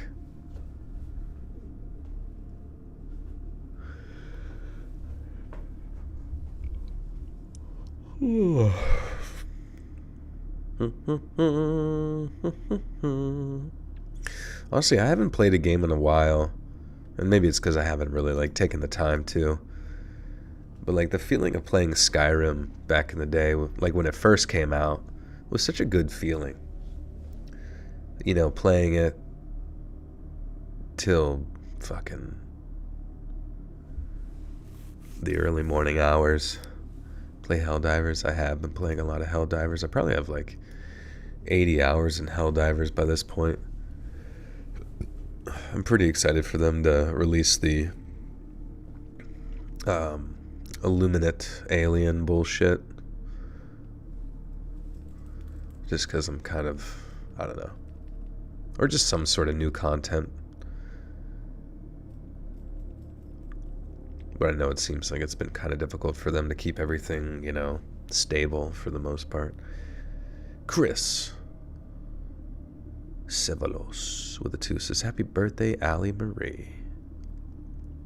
You recently got back into Skyrim, fun stuff. Nice. Yeah, it's cool that game just hasn't, died in so long. But what's really sad to me is just Bethesda as just as a company in general, why haven't they made a new engine? Why was what's it called? Starfield? Yeah, why was Starfield not on a new engine? Why are they still using the same fucking dog shit engine that they've used since Skyrim? Because I'm fairly certain it's the same engine, just updated, right? And yeah, the game is so boring, it's fucking buggy as shit. And maybe that's just, which is strange to think that after all these years of having that same engine, maybe the engine itself is just shitty. But it's just strange that they aren't familiar with it enough to make a game that's stable upon release. But then also the fact that the game is pretty dead. You have fun with it? Yes, I'm glad some people are having fun with it, but I've watched a lot of gameplay and it's just not my vibe at all. It's all the stuff of Fallout, but it's trying to take itself seriously, and I'm just not really a fan of that per se. It just doesn't feel like classic sci-fi per se. Can you change your display name on here? Yeah, I'm not sure how you do that. It seems they work with a lot of old people that would not be able to learn how to use a new engine. You just think that they would I don't know, I just remember that was always the case, and it was always only a few years between it. It'd be 5 years and the Halo team was working on a new engine, and it's now it seems like every fucking company from Call of Duty to whoever is trying to just stick with the same fucking engine year after year after year with slight updates. But it's, after a period of time, you can fucking tell. It's and honestly, I feel especially since they're going to be doing another Elder Scrolls game at some point, maybe that will be it. Maybe that's where the new engine comes in. But honestly, if they release a new Elder Scrolls type game that's on this engine and doesn't, I don't know, just has the same sort of flat feeling that Starfield had when it released, that's going to be so sad. That's going to just, to me, that's going to be a very clear indicator of just the downfall of gaming as a whole. Now granted, it seems like a lot of gaming in the modern sense is falling back onto independent companies to release some good shit. But it does suck to just see AAA companies just poop in the bed. I guess the big one would be seeing Halo Infinite die. Man, that's so sad. Seeing it just die and just be nothing and just completely unutilized. What a fucking sad thing. And if Grand Theft Auto 6 is poop, if that game is poop for whatever reason, I can't imagine it would be. But if there's something about it, the story sucks, or there's just too much political bullshit that makes it unfun or annoying, or maybe it also is not very stable, I don't know. That would be sad. Because then you have to just start asking yourself, is everybody's competence as a whole getting worse as time goes on? I understand games are expanding further and further, but it just makes you wonder if everybody's just getting worse at making art. Yeah, the monetization, that's a whole different fucking thing. Everything being monetized to no end.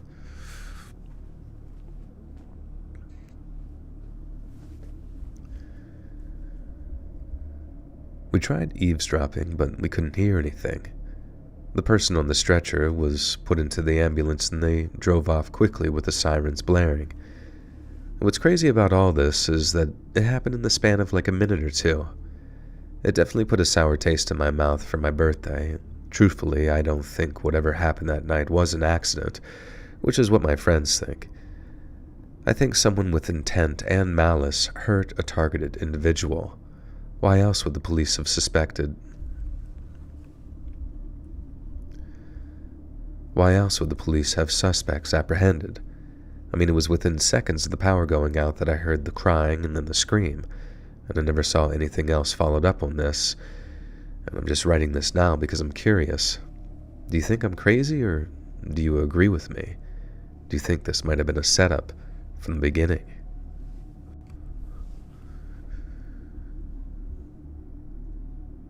Do you think this might have been a setup from the beginning? I can't. My fucking nose is so clogged up, dude.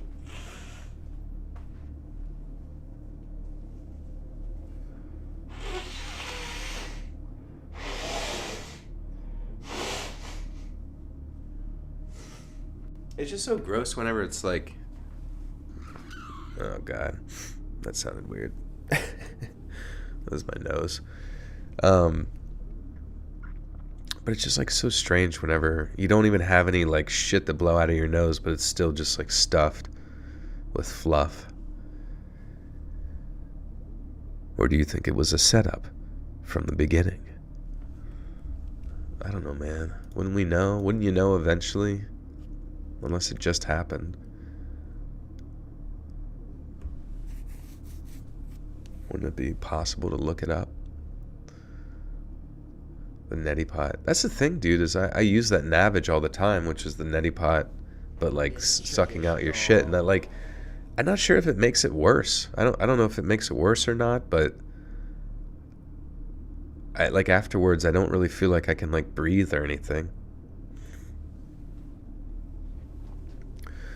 Lord Kanoda, welcome back for 5 months. Just recently been getting a ton of your older videos recommended me after thinking I ran through them all. So odd I haven't seen them until now.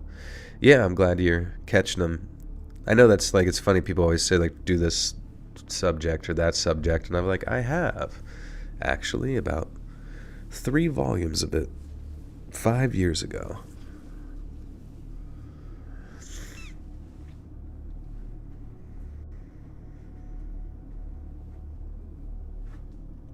It sucks stuff out. I use a rinse bottle, it works pretty well. Yeah, like basically it has 2 things that connect to your nose. You push onto your face and then you press the button, and then it like shoots saline water through the one nostril up through your sinuses and then pulls it out through the other nostril into the bottom chamber. And I don't know, you would think they would really get it, you know what I mean? But it doesn't seem to.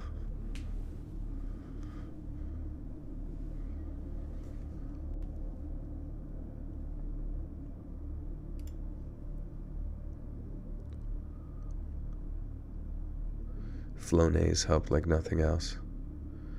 Using distilled water. Yeah, I am using distilled water.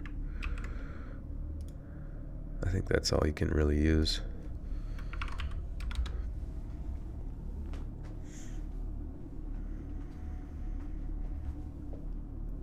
The Navage infomercial. Yeah. Yeah, I got it at like one of the CVS or whatever.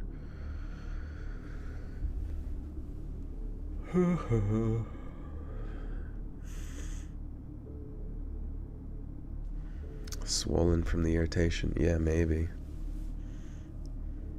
Permanently stuffy nose.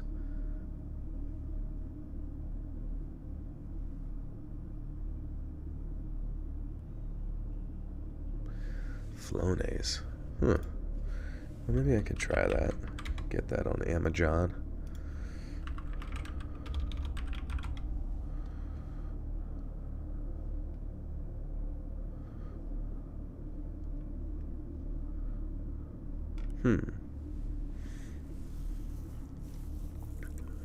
Does it matter which one? Was this? Sensimus allergy relief. Yeah. Just a stream of me buying shit on Amazon. That'd be funny.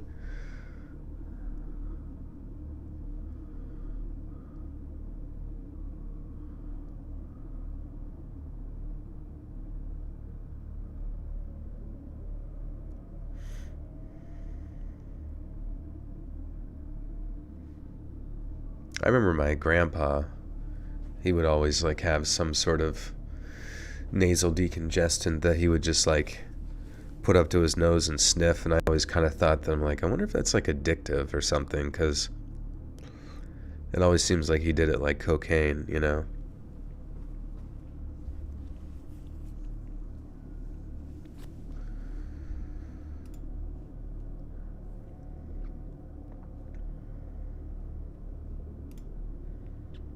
I love how it always asks you if you want prime shipping or no rush shipping. It's like, no, motherfucker, I am always in a rush. Get me that shit. Fucking teleport that shit. I don't care if you have to burn a whole rainforest down. I want it now.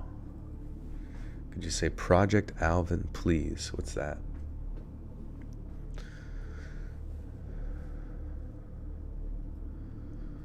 Some nasal sprays can be addicting for sure. Uh-oh. That's gonna be my new thing.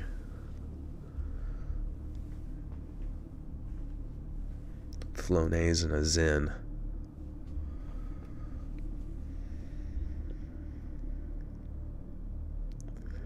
Alright.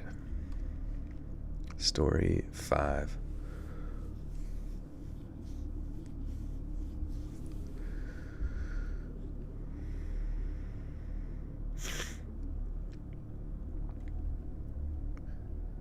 I really don't like my family. Now, I know that sounds horrible. I just never got along with my parents, and by extension, my entire extended family. We were just very different people with very different ideologies. When I was 18, I moved away for almost 10 years.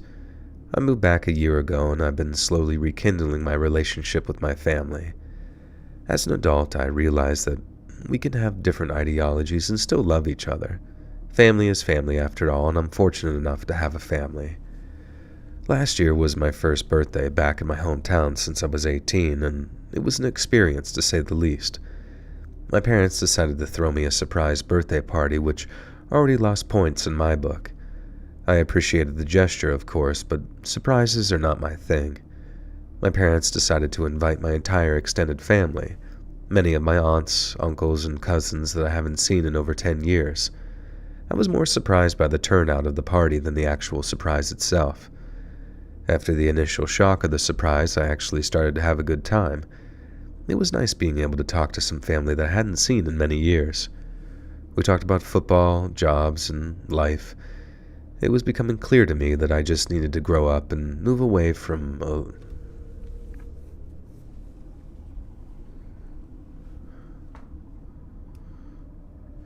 put your face over a pot of hot steaming water with a towel over your head. That usually works well. Does it just drain out your sinuses or just sort of open them up?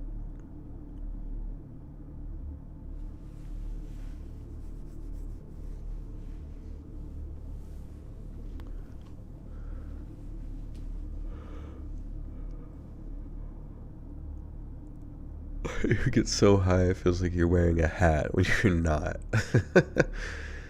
It's the Hat Man. The Hat Man is visiting you while you are smoking Benadryl.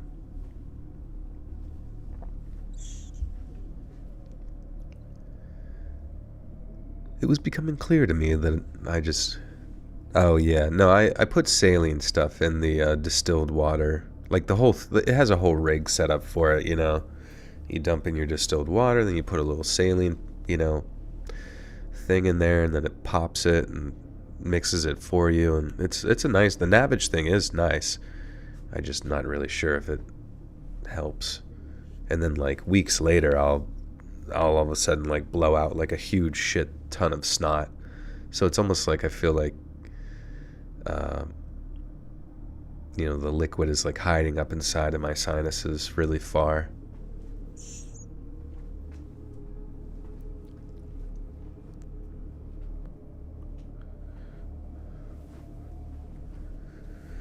Scary OnlyFans stories. I actually have those. I think it maybe 2 volumes, maybe just one. Al Edwards, welcome to the Butter Sock Cult. You now have access to bonus content. Of a deviated septum? I don't know, honestly. I wouldn't be surprised, I guess, but it's hard to say.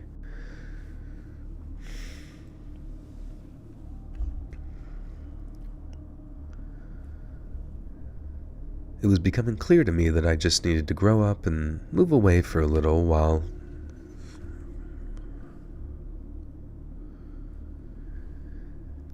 It was becoming clear to me that I just needed to grow up and move away for a little while in order to have a good time with these people.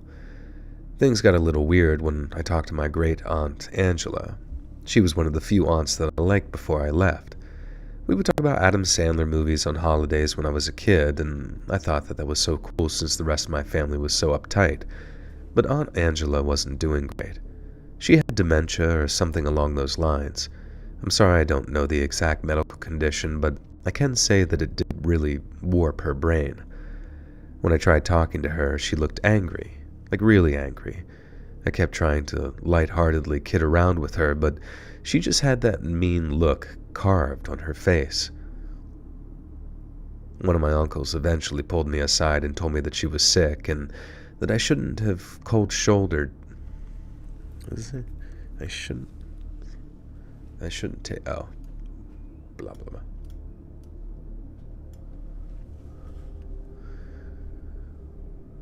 When I tried talking to her, she looked angry. Like really angry. I tried to lightheartedly kid around with her, but she just had that mean look carved on her face. One of my uncles eventually pulled me aside and told me that she was sick and that I shouldn't take her cold shoulder personally. I shrugged it off and continued mingling at the party. A little while later, while I was eating, my great-aunt approached me and said in an angry, almost nervous voice, "I know you're not my nephew. I demand to know what you did with him." I was shocked, and I didn't know what to say. I think at that moment that I had made some stupid joke, but her stone-cold expression never changed. I just walked away, and I wanted to get as far away from my aunt as possible. It had dawned on me when I walked away that my Aunt Angela hadn't seen me since I was much younger. I moved away at 18, but I don't think that she had seen me for years even before that. I felt bad for my poor aunt. Whatever condition she had, she couldn't process that I had aged quite a bit. Throughout the entire party, I noticed that she continued staring at me. It was uncomfortable, but I learned to get over it. As the party guests started to thin out, I decided to use the restroom. We had the party at my parents' house, and the bathroom was in the back of the house. You had to go down a long hallway, and then it was the last room on the left. After I did my business and opened the door, I thought that I could hear sniffling. It sounded like crying. Across the hall from the bathroom was an old bedroom. It was my brother's room growing up, but now it was just sort of like a guest room with a twin bed. Sitting on the edge of the bed was my great-aunt Angela. My great-aunt Angela. Sorry. Oh, shit. Wait. Did it... Oh, there it is. Hey. Hey. Ooh. Ee. Ah. Ooh. Ah. Ooh. Ooh. Ee. Ah. Ooh. Ah. There it is. Top. With the big 50 buckarino. Thank you so much for that. It like popped up, but then it like didn't do the thing, and then all of a sudden it did the thing. It's so weird sometimes, it's so delayed, but thank you so much.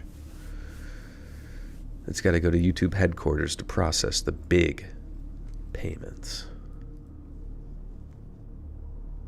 But yeah, if you have a message, please do at me. What's happening? First time doing this, making you twerk. Maybe it will help you breathe. Could you do the Tigger voice? Wonderful. Wow. I don't know if I can do Tigger's voice. Wonderful. What about? Huh? Wait, what does he sound like? Hello, Pooh Bear. The wonderful thing about Tiggers. I don't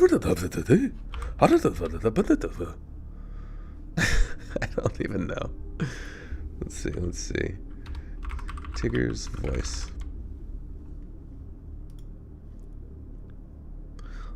I'm so stuffed with fluff. Hello? Sure I did. I honestly can't do Tig's. Tig's voice. Tigalicious. I think they're changing it to Tigalicious in the new Winnie the Pooh manga. Gage Gosley with the 5 says, hey man, I absolutely love your content. Look forward to every Tuesday on Spotify. Keep up the great work, man. Thank you for all you do. Thank you, Gage. Appreciate you. Thank you again. Tatop.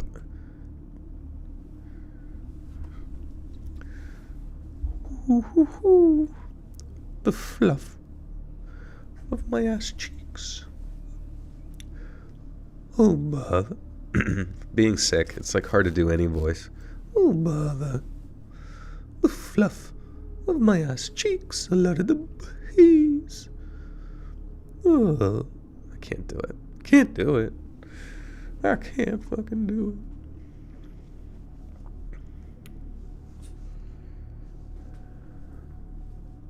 Mike Tyson. Dude, I can't wait for Mike Tyson to just fucking explode Jake Paul's head into a bunch of goop. I hope he just like fucking knocks him out and like bites off his skull and eats his brains like a fucking like George Romero zombie. Hope he just tears into his ass. Hope he eats his fucking ass. That's not even Mike Tyson at all. It's so bad. Whatever.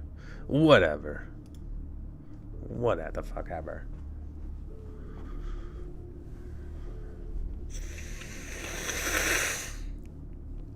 Oh, fuck.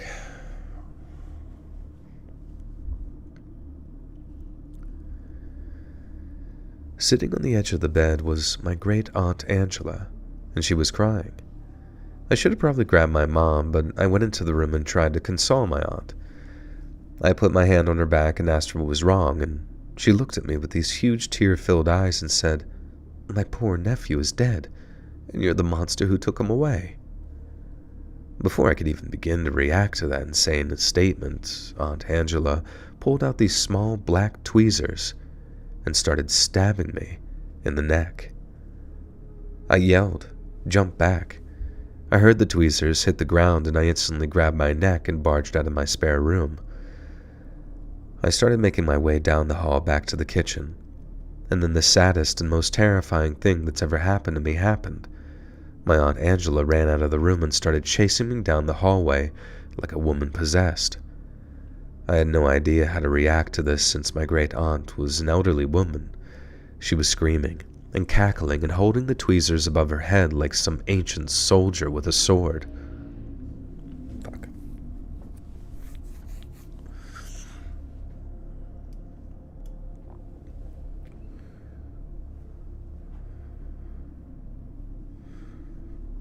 Mark Wahlberg. Huh? What? He's gonna knock the shit out of Jake Paul. Beat him up. Oh, man. Jake's doctor said he can't fight. What? Did he actually bail out of the fight? That would be so stupid. Dude, I don't think you understand. Like, I don't know what I expect from 60-year-old Mike Tyson. But I just hope that his, like, 18-year-old self just manifests out of nowhere and just turns Jake's fucking spine backwards. That would make my year. I wouldn't even care if World War III started as long as we got to see Jake Paul get twisted into a strange sort of amalgamation of meat. I'm just kidding. I hope they both have a great fight.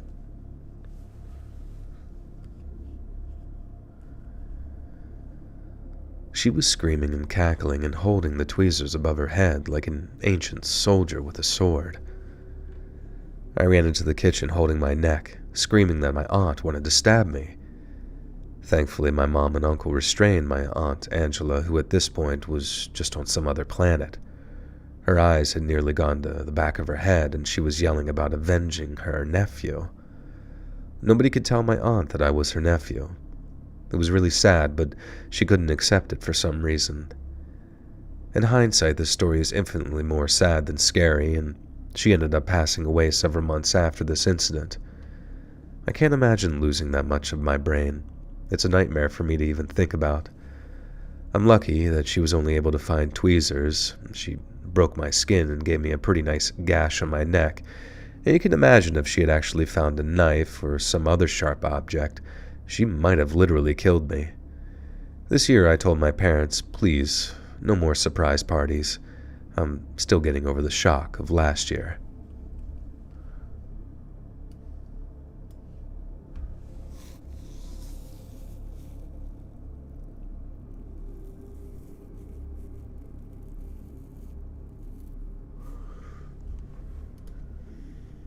All right.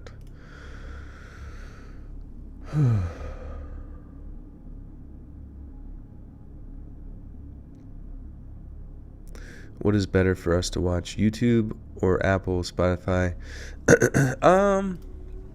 Well, YouTube is the newest shit, right? You're going to hear all the newest stuff on YouTube first. So probably YouTube, I would say. But Spotify and Apple and all, podcast side of things, the audio is like remastered and it's larger compilations. So it's really just up to you. But I think it's like a year out, in the sense, or like a year behind as far as content goes. Butterbean versus Jake Paul, that would be pretty good.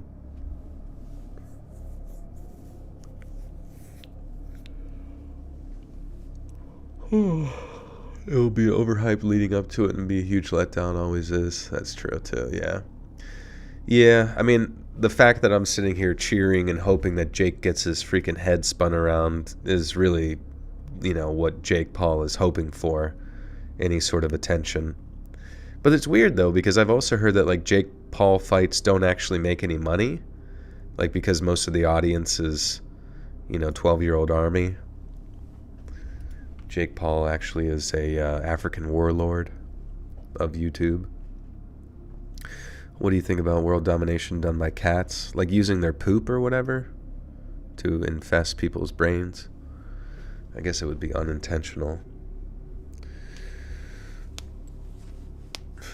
Jake Paulers, what's up? The weird thing about Jake Paul is like, he just seems like a weird, like almost like if like they took Logan,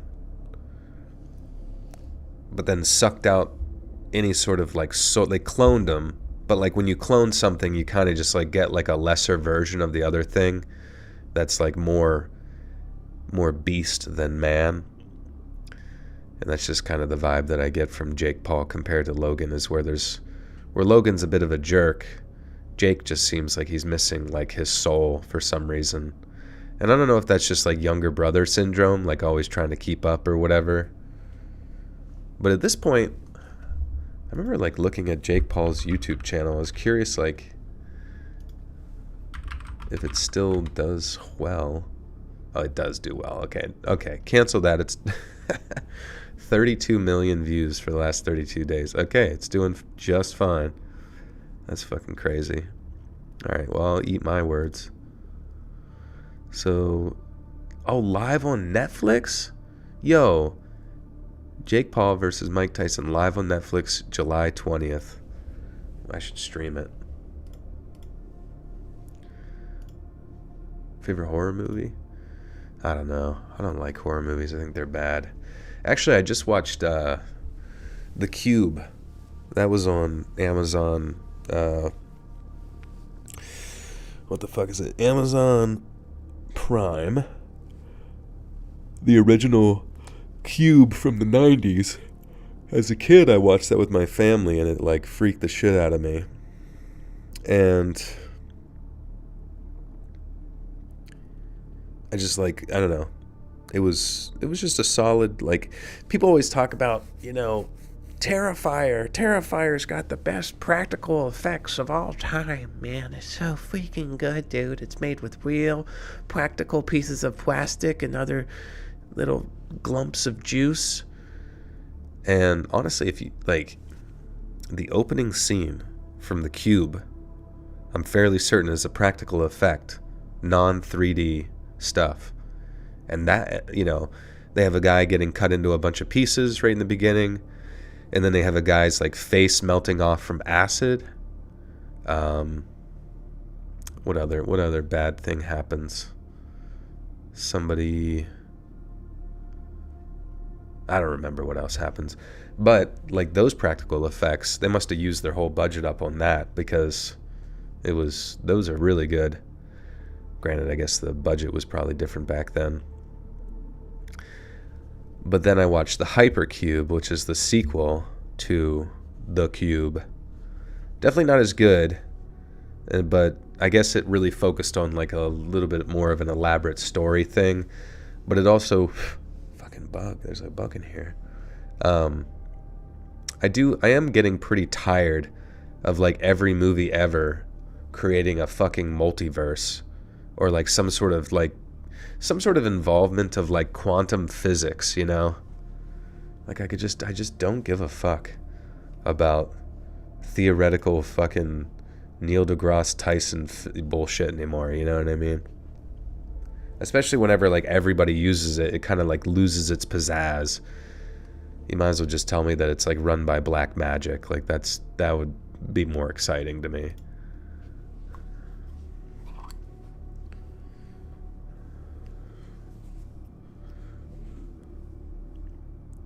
It's an easy way out. It really is at this point. Like before, when you started seeing it pop up, it seemed like this kind of unique idea. You're like, wait a second.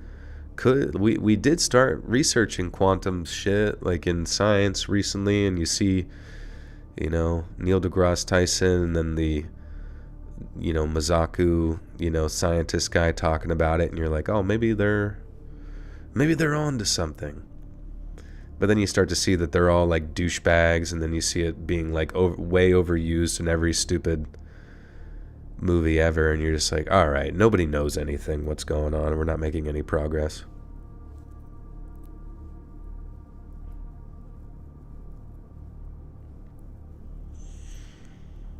The only story that did it well, in my opinion, was Fez. If you ever played the game Fez, they did interdimensional tesseracts bullshit like how it should be done.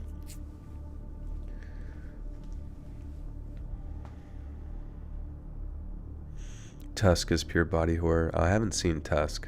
I would like to see that.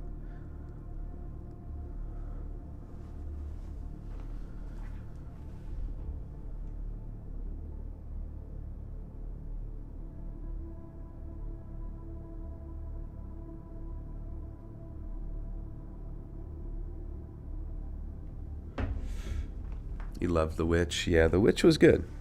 I actually did like The Witch. It was just sort of like a slow burn vibe that, accomplished what it set out to do, and, that was creep you out but also keep you engaged. Okay. The events of the story take place 14 or 15 years ago. My daughter was still young and wanted to do everything with her mother. I was still young at that point too, and had much more energy to do things that I don't do now. It's funny how certain memories and moments stick out to you as a mother. You cherish those particular moments and times even as your young children get older and start having families of their own. Anyway, my daughter was invited to a birthday party of one of her elementary school friends. I don't remember their name, as my daughter never became close friends with her, but it was a small school, so almost every child was invited. I think the party took place at a Chuck E. Cheese, but it honestly could have been one of those off-brand places that looked just like Chuck E. Cheese. I remember it being a pretty uneventful day. The kids got food, tokens, and dessert, and were able to play in the ball pit and other accompanying play places? Accompanying play places? What? I don't know why that annoys me.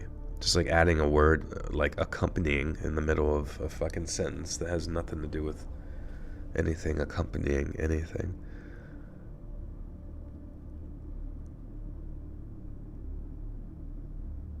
put ketchup on your apples? I guess that is salty with sweet. I'm actually kind of curious, to be honest.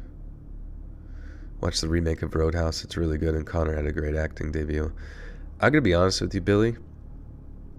I kept seeing Jake Gyllenhaal.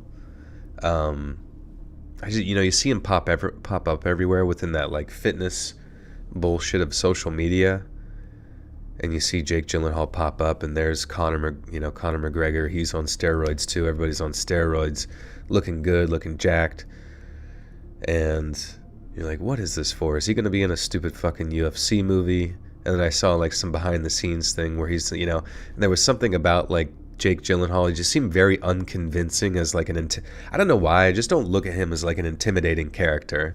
He just like looks, he's boyfriend. You know what I mean? He's boyfriend in a movie. Maybe he's the Night Stalker guy. He has a dark side to him, where he goes from like unintimidating to like very fucked up. But like actually being like a guy who can kick some ass and like Roadhouse style thing, I'm just not sure if that would keep my attention or if I would just be rolling my eyes the whole time. I mean, maybe that would be one of those movies that you watch when you're like drunk with your friends or something because it's so silly. And maybe that's what they were going for too. He's Bubble Boy. Yeah, exactly. He'll forever be Bubble Boy. In emo Donnie Darko. Thoughts on Rocket League? Rocket League was where video games peaked. There's no going back. And there's no going forward either. We're stuck with Rocket League. You put maple syrup on popcorn? That sounds fucking awesome, actually. Holy shit. That'd be so funny if they put maple syrup and butter on your popcorn and like you're sitting in the theater and it's like dripping sticky fucking hot maple syrup on your legs. Oh, that sounds perfect.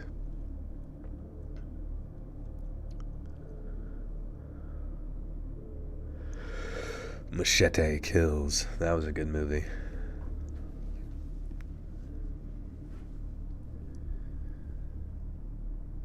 The kids got food, tokens, and dessert, and were able to play in the ball pit and other play places. My daughter was usually pretty shy, so she hung out with me for some of the day, but eventually warmed up and played some of the games, and ventured into the ball pit with some of her friends. I remember bringing a book to read while she was playing, and even though when she wasn't with me, I always kept an eye on her to make sure that she was okay. Even back then, you had to worry about creeps hanging around those places, or God forbid someone trying to lure them away and out the door. Shortly after the pizza was served, someone sat next to me and said, "Hey, how are you, stranger?" And I was a little taken aback, so I snapped my head back and saw that it was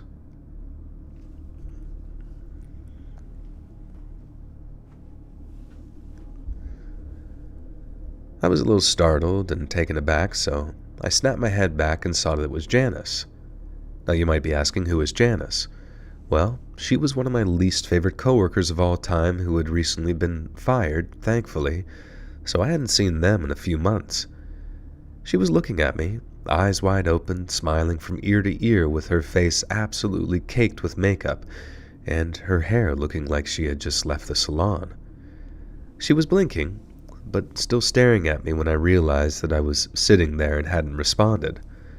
And I just sort of said in this unenthusiastic voice, "Hey, what's going on?" And she smiled and said, "Oh, I'm just here for the party. What about you?" "Same," I replied. And then Janice asked me which one was mine. I pointed her out, and then she goes on to say, "Wow, a beauty just like her mother." I still remember those weird words that she said all those years ago, and I just nodded and then went back to some food that was on my plate. Janice went on and said, "Well, hey, I don't want to keep you, but have an amazing new job that's paying way more than before." Oh. Blah, blah, blah, blah.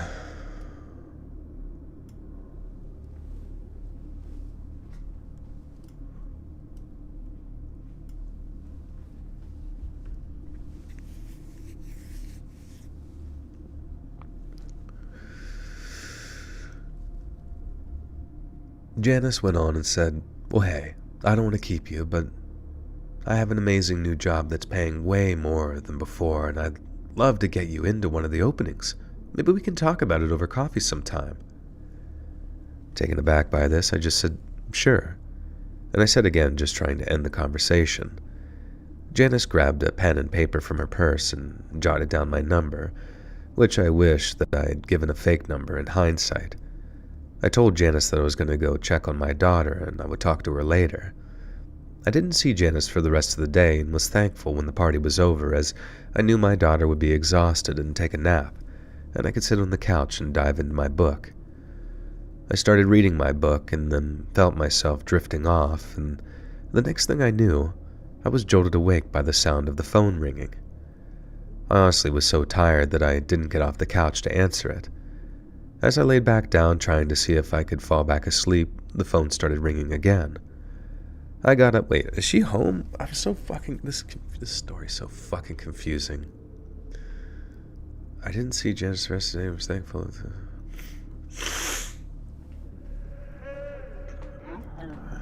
Started...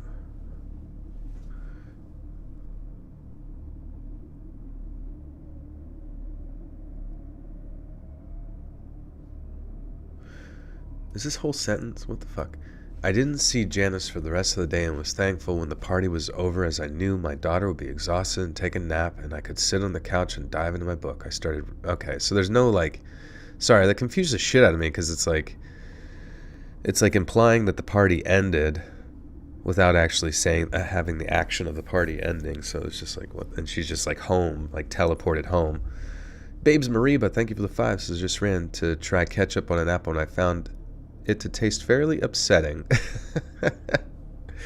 Yeah, I can't... Yeah. When I visualized it in my head, I was like, that's... probably wasn't going to work out.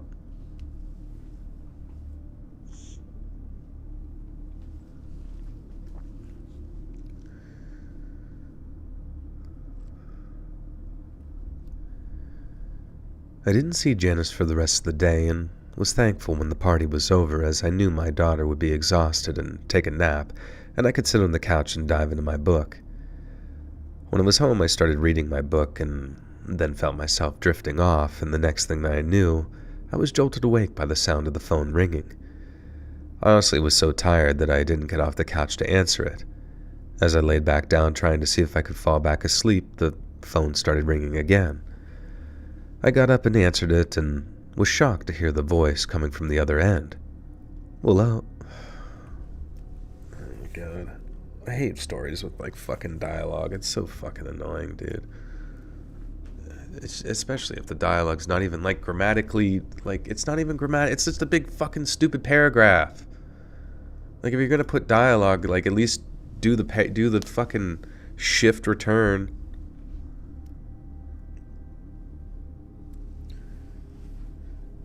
I'm mad about nothing.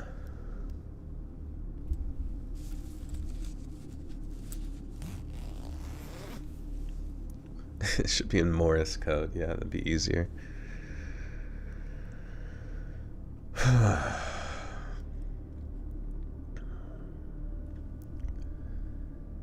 got up and answered it and was shocked to hear the voice coming from the other end.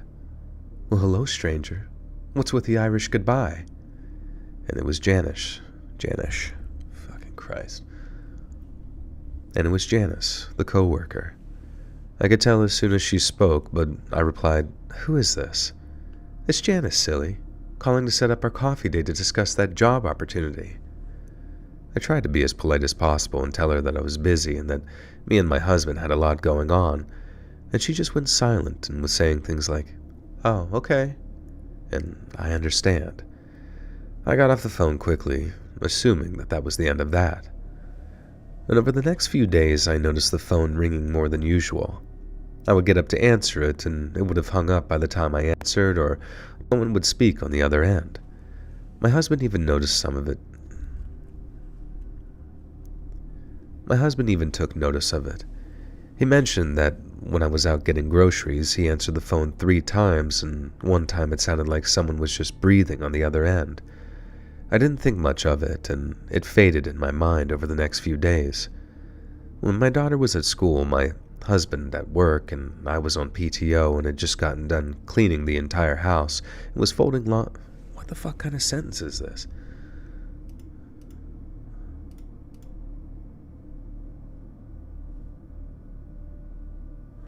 It's like 4 sentences in one. When my daughter was at school, my husband at work, and I was on PTO, and had just gotten done cleaning the entire house. That's not even like a full sentence. I didn't think much of it, and it faded away in my mind over the next few days. When my daughter was at school, my husband at work, and I was on PTO and had just gotten done cleaning the entire house and folding laundry. Was that a sentence? It's like own separate thing. I remember hearing, it's so fucking annoying. I don't know why it annoys the shit out of me. I don't even know what people are writing. I didn't think much of it, and it faded away in my mind over the next few days. When my daughter was at school, my husband at work, and I was on PTO and had just gotten done cleaning the entire house and folding laundry, I remember hearing loud knocking at the door like someone was beating it down. I slowly crept towards the door to see if it was someone trying to break in or trying to break their hand against the door, which is what it sounded like. I peered out the blinds in the living room but couldn't see who was at the door. I slowly opened it with the chain lock still attached. I heard someone say, "There you are, sleepyhead," and peering through the crack in the door I could see that it was Janice. And very annoyed, I asked, "What are you doing here? Are you trying to break the door?" She let out some weird laugh and said, "I wanted to stop by to talk about that job." Half in shock, I respond, "How do you know where I live?" And she said, "Well, I had your number and your name, so I was able to find out from, sources." And I didn't know how to respond. I just remembered saying that now isn't a good time, and please don't show up here unannounced again. Before I slammed the door shut, I heard her say, "Well, we've been playing phone tag every time I called." I went to my window and just watched. She stood on the porch for a while with this disgusted, miserable look on her face and then slowly sauntered to her car and drove off. I told my husband about it, and he said to make sure that the doors were always locked and let him know if anything else weird happened. But honestly, after that day, I didn't notice anything. The phone went back to normal, and thankfully there were no unannounced visits. When I got back to work, I told a few coworkers the story, and they stopped me and said, "Janice? You know why she got fired, right?" And I didn't at the time. They went on to tell me that she got caught stealing, and when confronted, she threatened a few people and said some really awful stuff. And after I did some digging, I found out that it was so awful that she was arrested and apparently had to have a behavioral health assessment. Also, she didn't have a job at the time. Someone else saw her at a bar. Alright, cool. Seth with a 5 says, "Hey friend, thanks for talking long enough to get me to a truck stop. Hope you have get feeling better soon." Thank you, Seth. Appreciate you. Thank you for driving some trucks. Or at least to a truck stop. They get lonely there at night,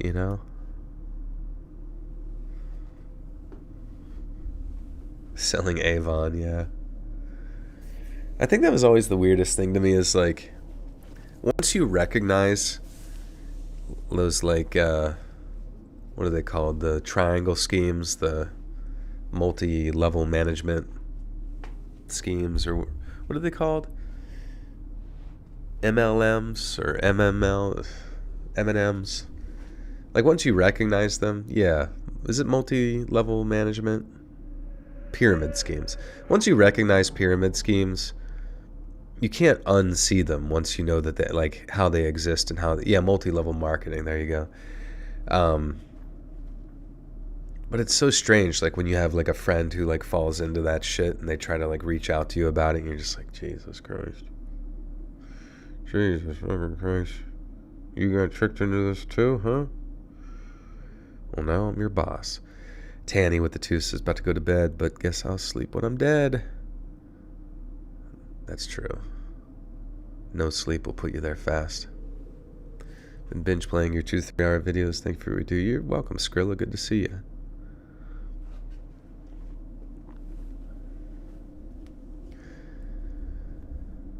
Someone else saw her at a bar and she said that she was in between jobs. I didn't say much after that and just went back to work, but all day in my mind it was racing about what she could have wanted, especially showing up at my house. Was she trying to steal from me? Did I do something at work to make her angry and she wanted to get back at me? After a week or two, it had left my mind until my husband was watching the news and there was a report of a break-in and burglary in a neighboring part of town. And guess who? It was Janice. And she had an accomplice that were charged. Whoops.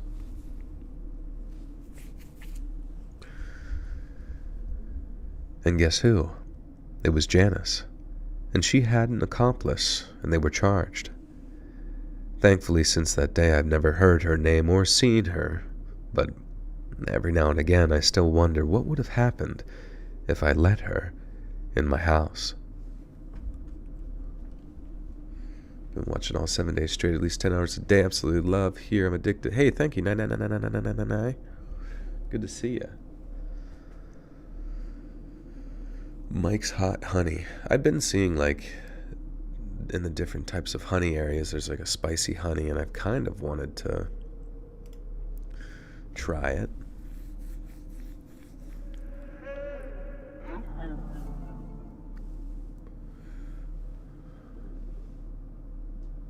Didn't have the heart to recruit anyone else. Yeah, how would that work? Like, if you did recruit someone, do you get like a cut of their sales, or how's that all work?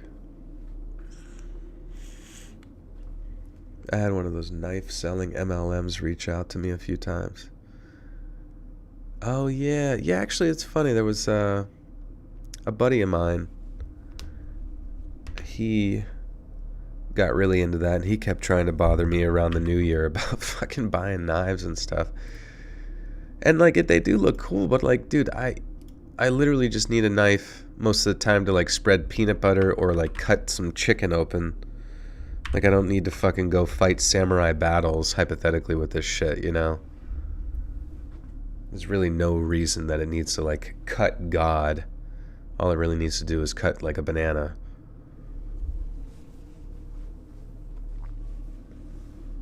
If you happen to come across God, and not just a letter that needs opening, or, like, lunch meat, you will cut him.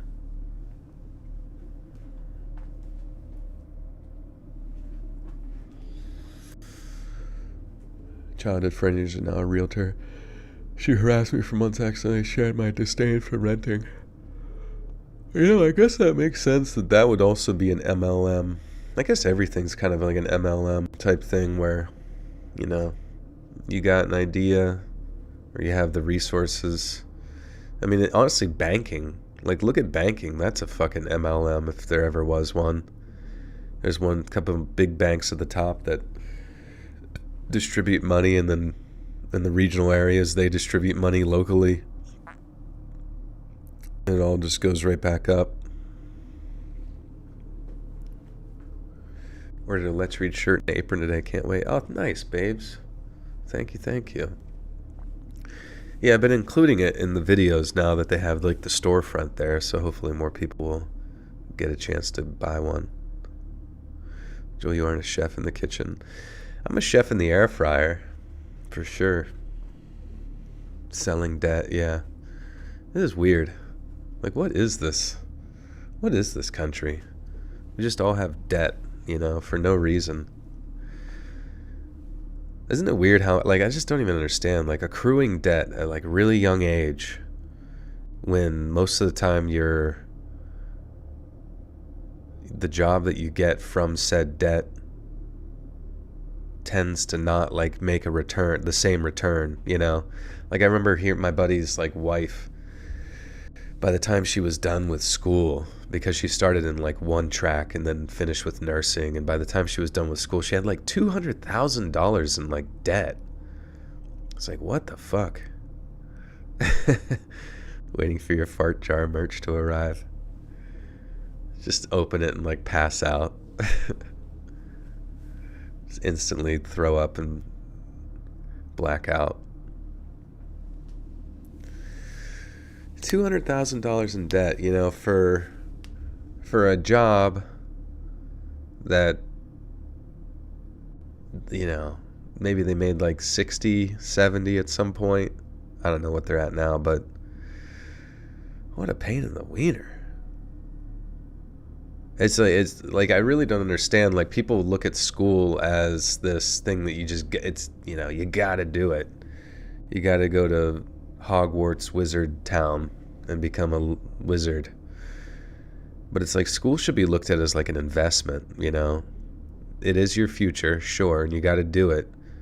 But like, would you invest in a house if you knew that it wasn't gonna, you know, develop any equity or make any money over time, or like go up in value, or at least hold its value? Sometimes it's like getting a fucking school degree is like worse than buying a fucking car and taking it off the lot.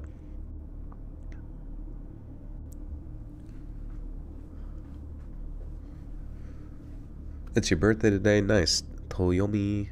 Happy birthday.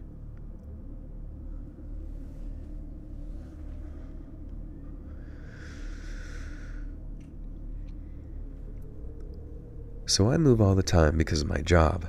It sucks because I never have time to form real relationships, either intimate ones or even just friends. I'm friendly with everyone at work, but never make those personal connections. I will admit that some of that...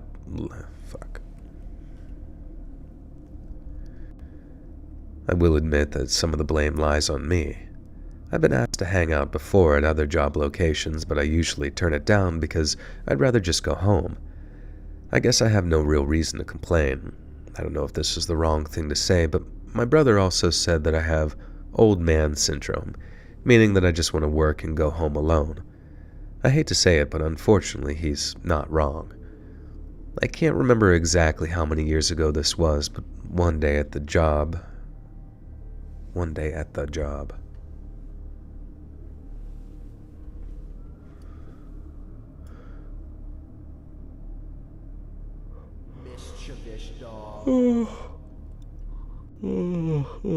Judith, welcome back for 45 months. Says, hey Joel, hope you feel better soon. Hey Better Socks.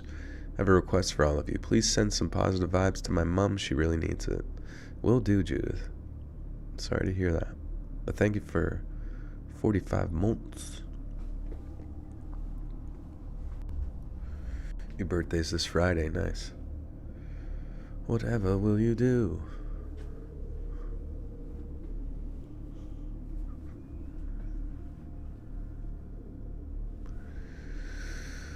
I don't even know. You know what? Let's look it up. Let's look up. What do you guys want? What do you guys want out of life?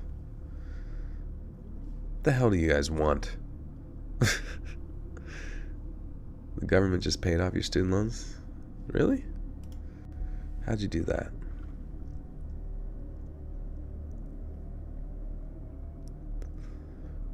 I managed to patchwork enough grants and scholarships to pay for your bachelor's and master's. That's cool.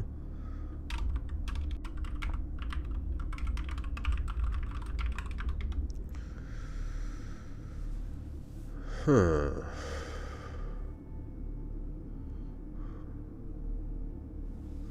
Let's see. Highest paying jobs as of January 2022. Dude, when the fuck is ChatGPT gonna fucking update itself, dude? It's like still stuck in fucking multiple years ago. I was shocked at how many offers I got just for being active.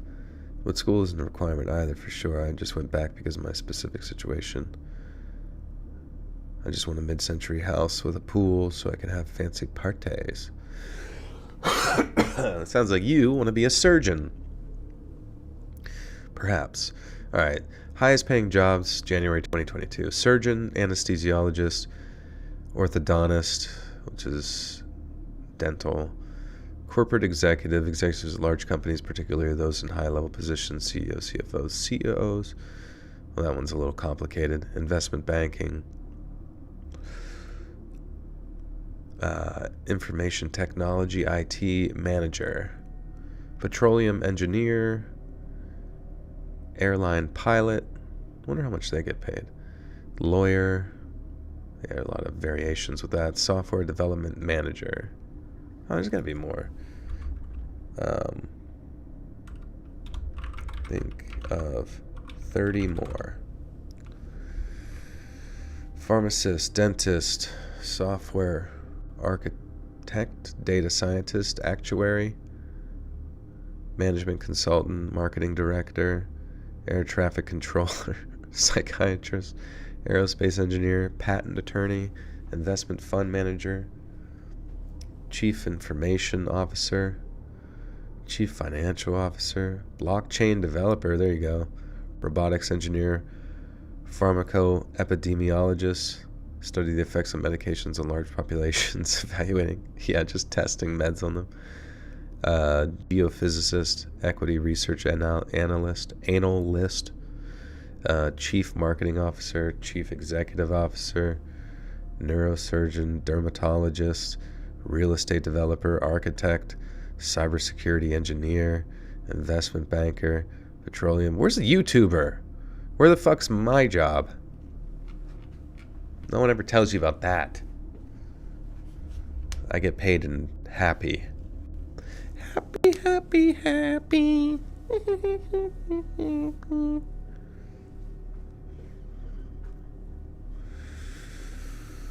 What time's it in the USA? There is no time in the USA. It is a hellscape of 24/7 hardcore action. Yeah, where's the NPC streamers exactly? Where I can just have my tits just below the camera line bouncing and oiled the fuck up. Bloop, bloop, bloop, bloop, bloop, bloop, bloop. Alright, anyways. I want to have a job, or jobs, where I can be creative and provide for my family. Hopefully get some land later on in life. Well, there you go. Yeah, creativity. That's the cool thing.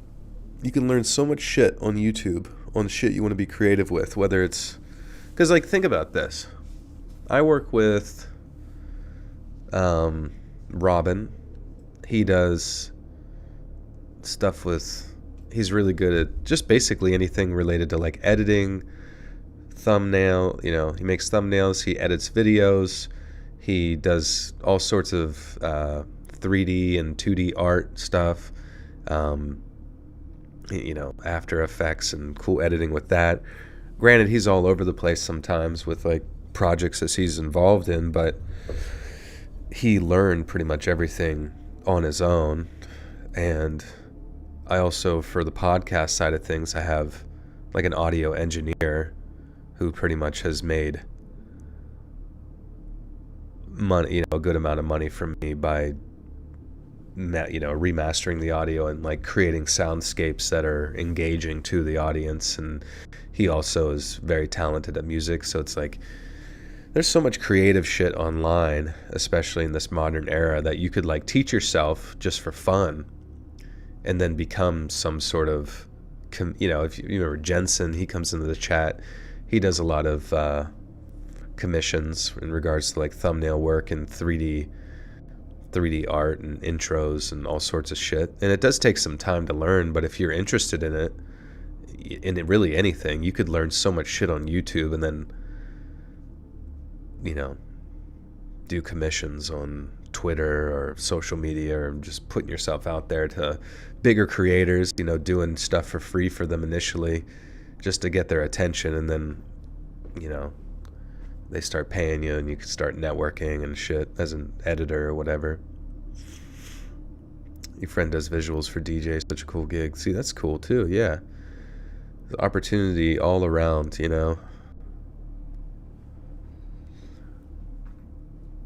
What time is it in Hawaii? Oh, let's see.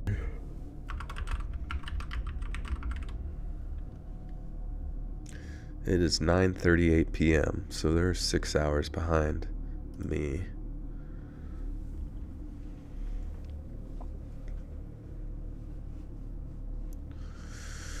There you go. Yeah, go find some mineral rights.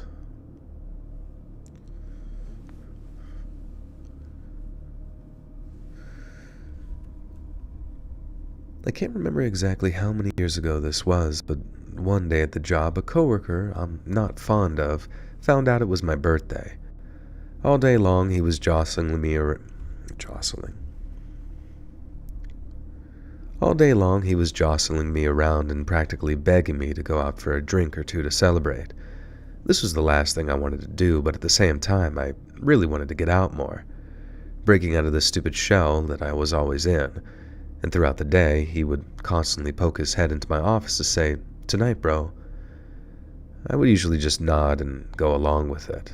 And at one point during the day, he told me that a lot of people from work were going to celebrate my birthday and that I couldn't bail now. And I hate to say it, but his stupid plan worked. I felt guilty.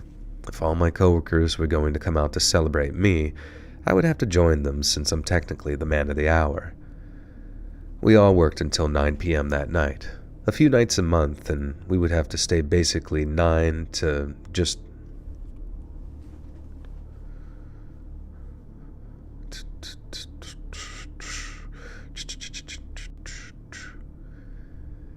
A few nights a month, we would have to stay until 9 to basically just go over documents. Around 7, I found my coworker and told him that I would join him at the bar after work, but that we would have to go right after work and that I wasn't going to stay out too late. He was pumped and kept telling me that he'd get me home early and not to worry. A little after 9, I was walking to my car with my coworker and asked him what bar we were going to. I was still new to the area, so I wasn't 100% sure where everything was located, especially at night. After a little debate, my coworker insisted on driving, making some stupid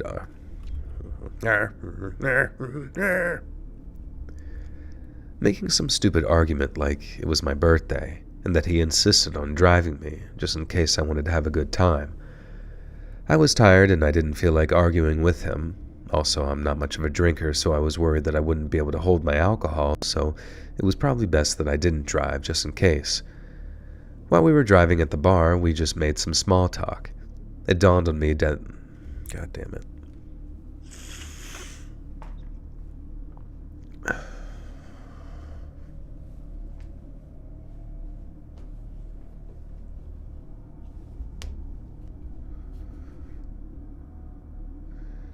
After a little bit, my coworker insisted on making some soup. It was my birthday and insisted. Also, not much of a drinker, so I was worried that would... Fucking Christ.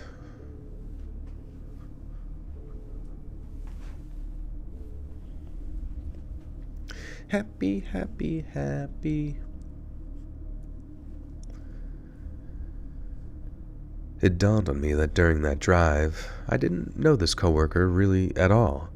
He talked to me all the time at my job, but I never really talked back, and this was the most intimate setting that I was ever in with him, and I really didn't like it. Thankfully, he talked nearly the entire car ride with very little interjection from me. We got to the bar, and it was moderately full. I noticed right away that none of my coworkers were inside, but I didn't say anything. A few minutes passed by, and my coworker said that everyone from work should be showing up soon and that I shouldn't worry. And I wasn't worried. Truthfully, I didn't care if they showed up at all. I wanted to drink my beer, pretend to be a good coworker, and then just go home. I thought maybe outside of work this coworker would be more tolerable, but he was even more unbearable outside of work. We'd been at the bar for about an hour making small talk. I noticed that my coworker kept making eye contact with two guys at the bar. It was always very strange looks. He'd be smiling and joking around like always, and then look at one of the guys, and he'd sort of frown a little bit and almost nod, and then go back to laughing and talking. I thought it was weird, but I kind of just blamed it on the atmosphere of the bar and drinking alcohol. Maybe with all the noise, he was just distracted or something. It happens to me all the time. After this happened a few times, I couldn't help but feel like it was intentional and not a coincidence, but I didn't say anything. It was around this time that I kept asking to leave, but my coworker just kept begging me to stay a little while longer. He kept claiming that the other coworkers would eventually show up soon. I waited a little longer, and then I finally told him that I was just leaving. I said I was going to call a cab or something, since this was before Uber or any service like that. He tried to get me to stay longer, but I had enough at this point, and I'm not going to lie, I was a little upset that nobody from work showed up when apparently they told my coworker that they would. When my coworker realized that I wasn't going to stay, that's when he insisted on taking me home. I knew he didn't drink that much, but I just wanted to be done with this dude for the night. He's a tough man to say no to. It's probably why he's a great salesman, so I sort of caved in and just let him do it. I let him take me home.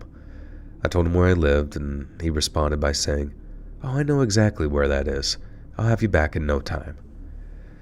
I sat quietly for a few minutes of the drive, and surprisingly, so did he.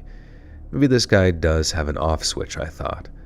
Then I noticed that he was taking a weird way to my house. I know that I didn't know a lot about the area at the time, but I knew this, so I told him that he needed to go the other way. Wait, what? I know I didn't know a lot about... How do you not know a lot about the area?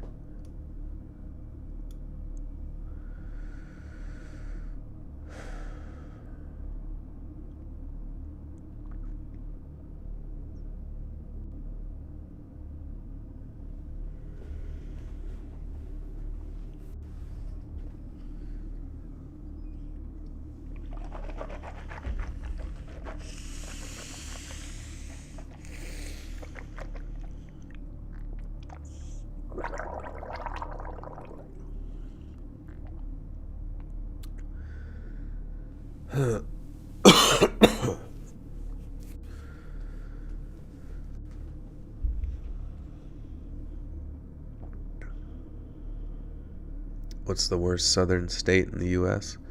I don't know. I guess it just depends on where the most poverty would be. Probably Alabama, maybe? I don't know. Let's see. Highest poverty in U.S. southern states? Question mark?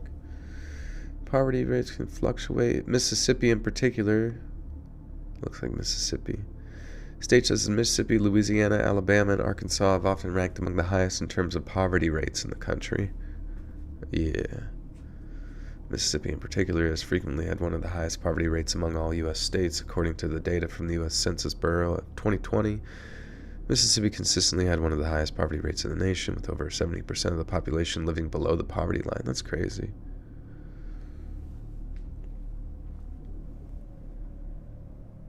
Ever been to Mississippi? I have not, no. Yeah, I haven't really been to many southern states, I guess. Let's look. U.S. map. Where have I been?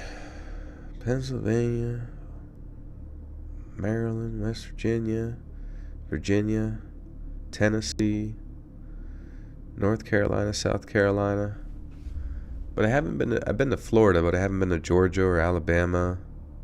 I haven't been to Missouri. I've been to Ohio. I don't think I've been to... Yeah, there's been so many states I just have not gone to. Nothing against them, I just don't imagine that I ever will go much to the Midwest. Or really any of the desert areas. Been to California. I don't think I've been to Texas before.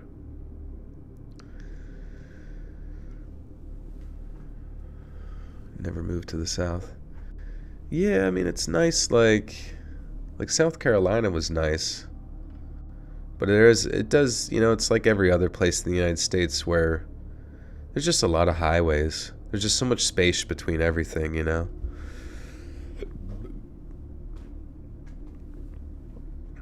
But yeah, at least it's warm. I mean, it's not really a question of like, is the South that bad? It's just like, where do you live in the South? Because there's a bunch of, I mean, if you live in a nice little suburb up north, out in California, some other random place in Europe, I don't know, like all those same type of concepts exist in southern states. It's just every place has poverty. I mean, Pennsylvania, where I live, has a fuck ton of poverty in places, and same with New York and Maine and Illinois and Oregon, all that fucking place, you know. Everybody's got their own fair share of fentanyl fiends roaming the land. I mean, people talk about Hawaii being so fucking beautiful and shit, and it is. You know, there's a lot of beauty to be seen in Hawaii, but there's also a lot of poverty, a lot of meth use issues amidst those smaller groups of people. It's everywhere you go, you know.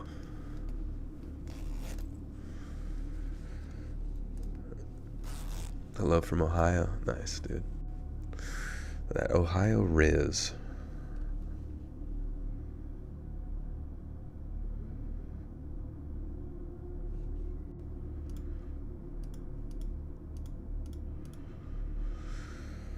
Dude, I'm fucking tired tonight. I don't even want to read any more of these silly things.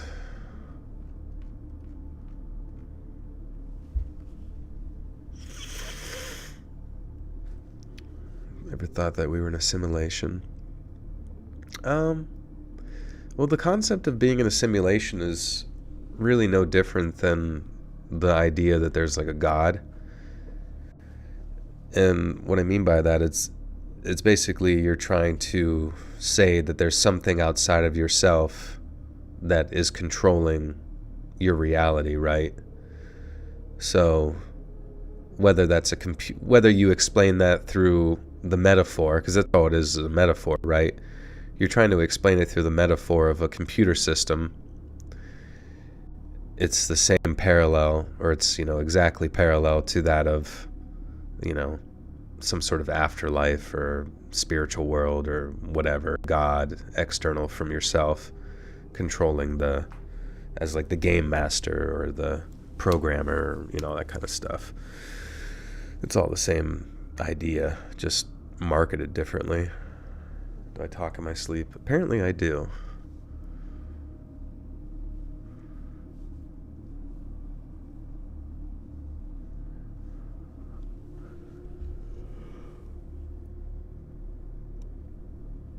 Dog the booty hunter. I know I didn't know a lot about the area at that time, but I knew this, so I told him that he needed to go the other way. My coworker smiled and made some comments about me being new to the area and that this was a shortcut. I just let it go, and I was done pleading with this guy because I felt like I had been doing it all night. We started going down this dark and very desolate street.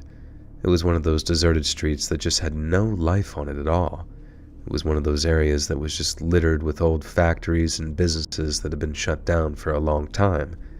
Even most of the street lights were off, and the ones that were on gave off such low light that it was almost...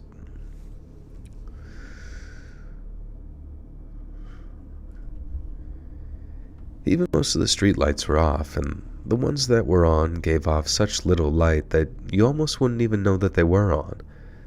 My coworkers started telling me how this area is very spooky now and that it was just completely abandoned.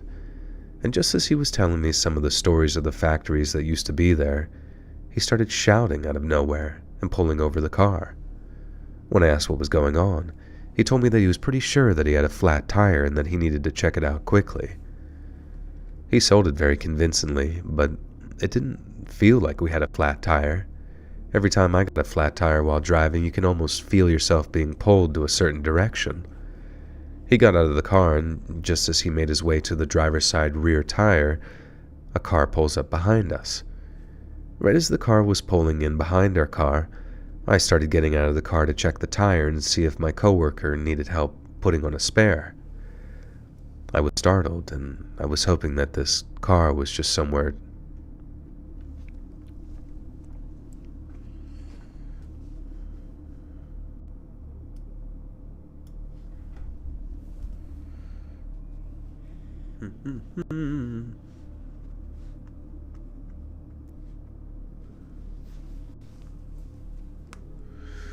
Totally random. Yeah, it's hard to say, man. It's hard to say.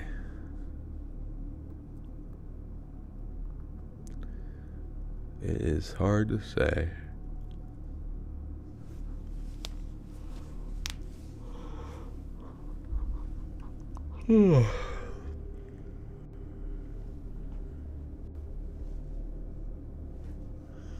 This is story 7 of 8.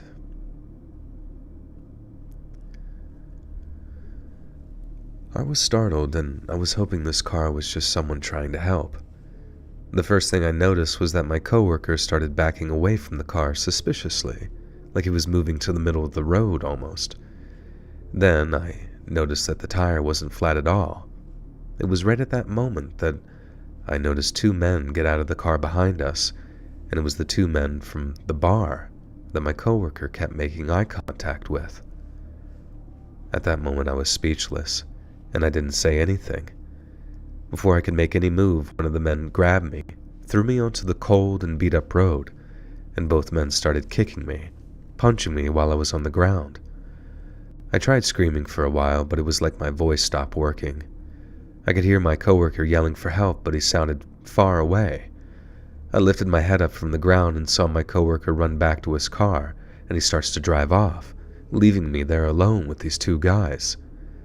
This beating continued for a while longer. They took me. Oops.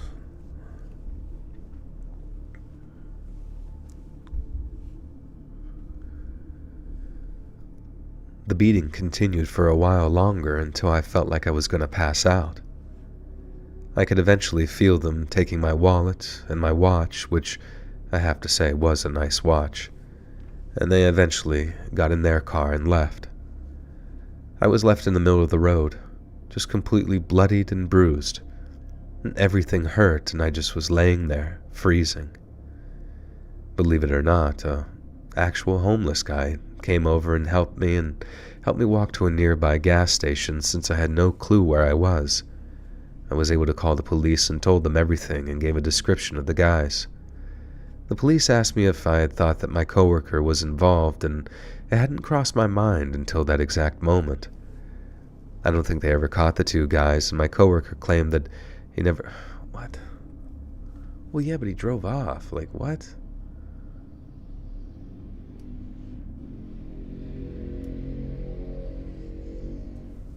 Why would the coworker drive off? Like, how the fuck is it? How can you explain that away?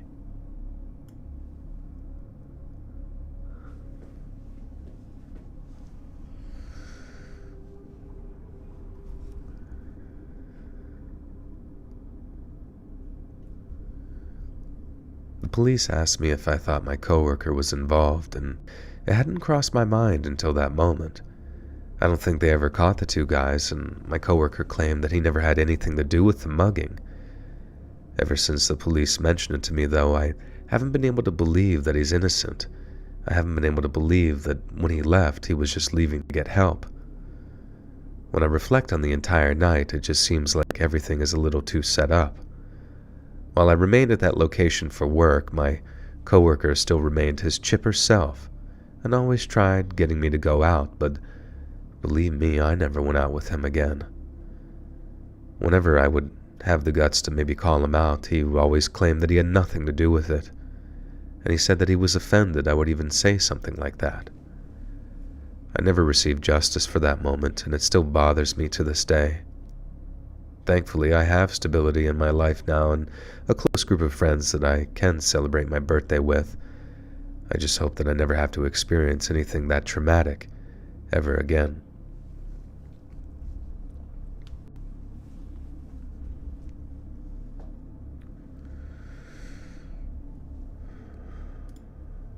Alright, last fucking story, finally. Holy shit. Mugging. Not as good as mogging.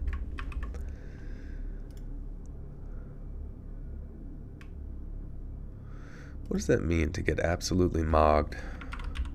Is it just making stupid model faces when you walk by somebody.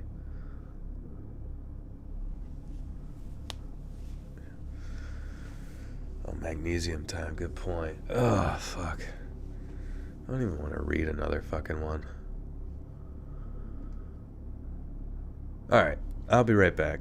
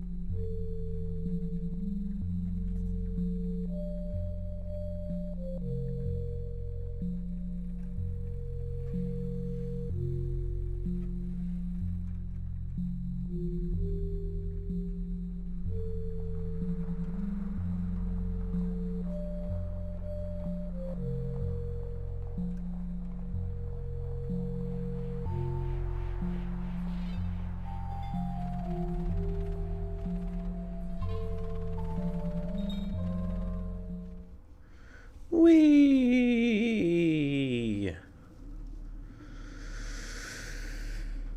Oh, fucking hell.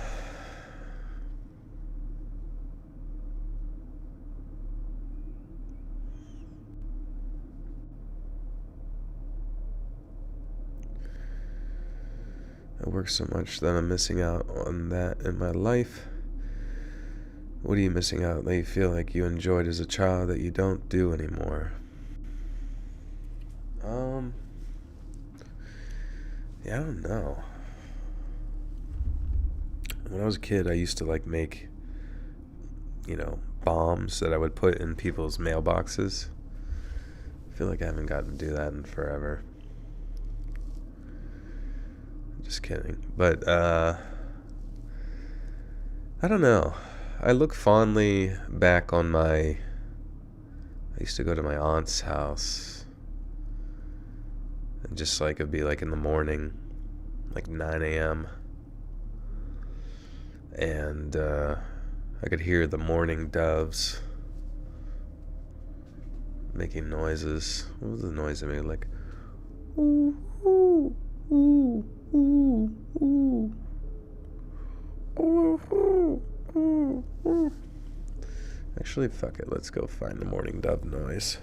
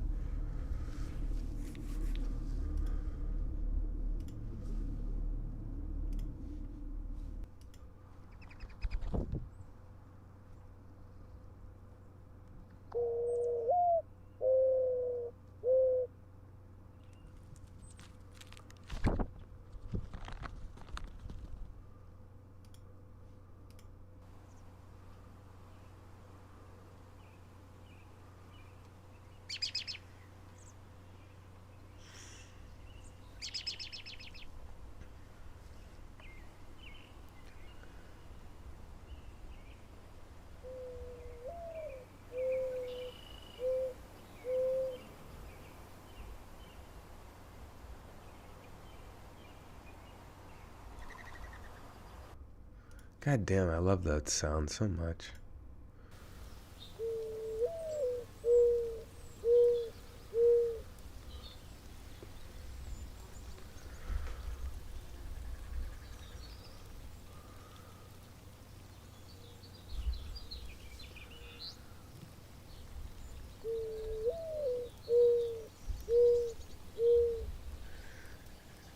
And like all the other birds that surround it too, just sounds exactly like home.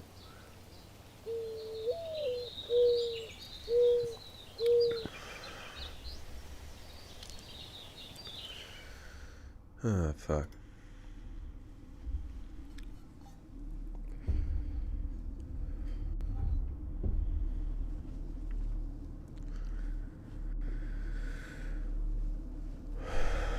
It reminds you need to get to bed. Well, I really wish I wasn't fucking... I really do wish that I wasn't nocturnal the way I am.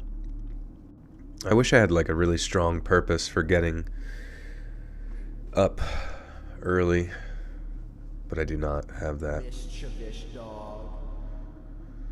Sonia, welcome back for 19 months. Thank you, thank you.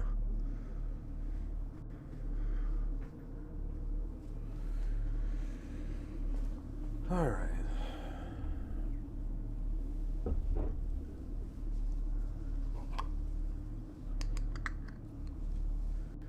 Like there's something weird. It's like whenever it's like morning, there's just like a sense of hope, you know?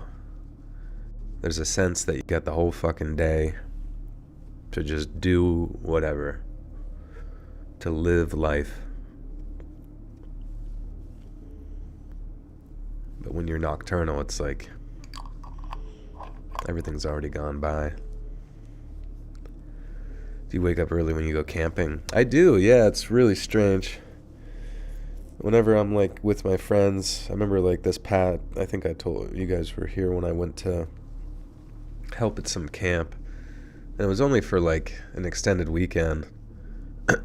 But I forget how many days it was, but by the end of it, my sleep was like waking up at when the sun came up, and it felt so good falling asleep when it was getting dark and stuff. It was just so nice.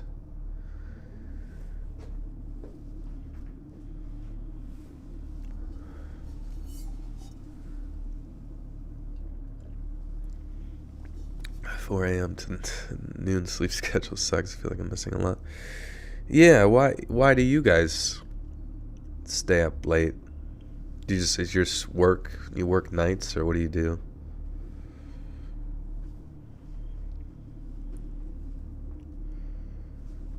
Some people only wake up early with sun exposure. Yeah.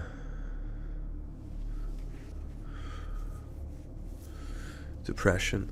But that's the thing, is that, like, I don't know, sometimes there's varying definitions of depression, but if I could describe it, sometimes I think that the depression came after the lack of sun exposure or like poor sleep schedule, because being in that circadian rhythm that's like so natural to us, I think is really important to like a healthy mind.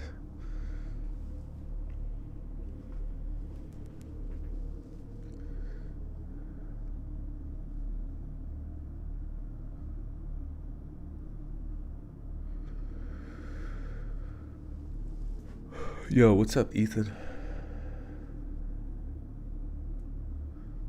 It's got locked into drawing late at night. Yeah, sometimes you get your best work done at night too. Stocking at Walmart. Yeah, that'll do it. The lighting at Walmart is so like, I mean, I guess it's fine, but it's just like that LED shit.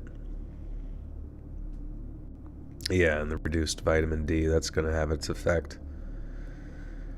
Even if you were like normal day person, like out all day, you're probably not going to get enough and still have to supplement.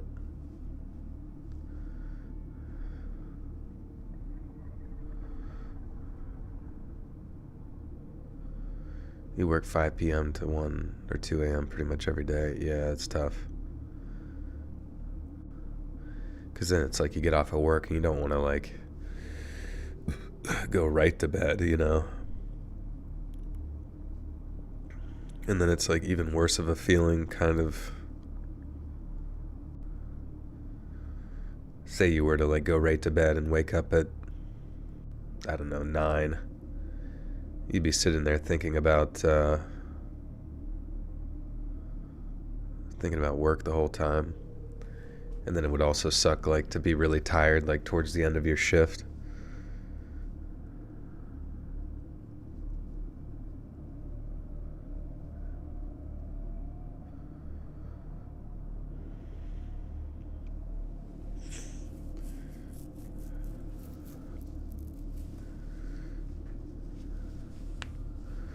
Posting stories on Facebook.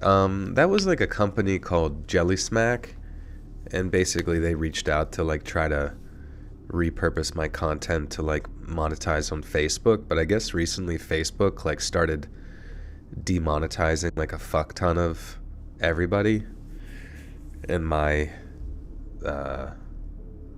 thing, my channel or my page was one of them. And so Jelly Smack decided to cancel our contract that we had going. So there will no longer be any posts to Facebook, I guess. Which is whatever. I don't know, it's fucking stupid.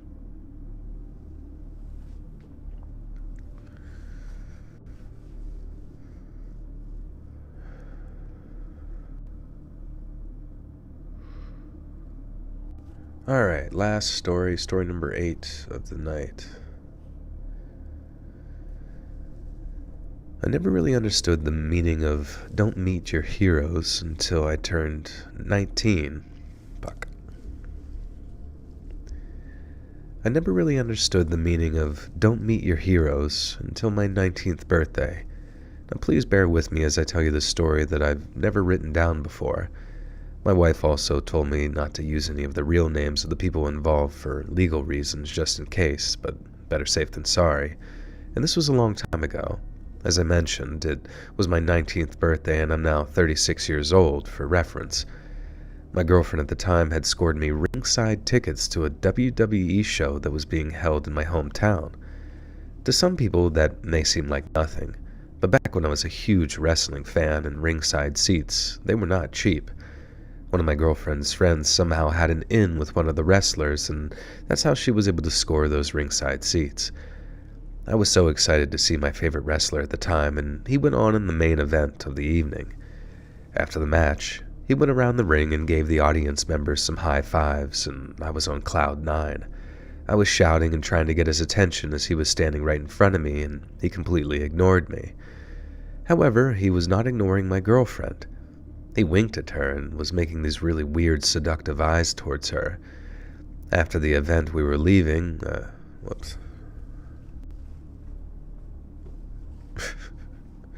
I'd like to know who the wrestler was. It was Gold Dust. Probably. He's always stealing everybody's girlfriends.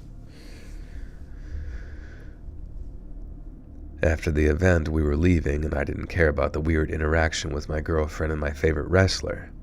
These guys are like rock stars, and he's a very handsome man, so I let my girlfriend just be happy that she basically got hit on by this big-time wrestler. That night, we both went to our own houses since we didn't live together. While she was at home, she got a call from her friend who got her the tickets and told her that she needed to meet her right away at this local restaurant in town. There were 15 wrestlers from the roster at that time, all at this restaurant, and one of them being my favorite. My girlfriend ran. Oops. Oh no. They're gonna run a train. They're gonna put her in a suplex. Off the high bar. My girlfriend went and she didn't call me. Long story short, my girlfriend got to meet all these wrestlers, including my favorite. They partied all night and she never called or texted me once. She even exchanged numbers with my favorite wrestler, and she called me the next day and I could tell something was wrong. Her voice just was off. It was the NWO, yeah.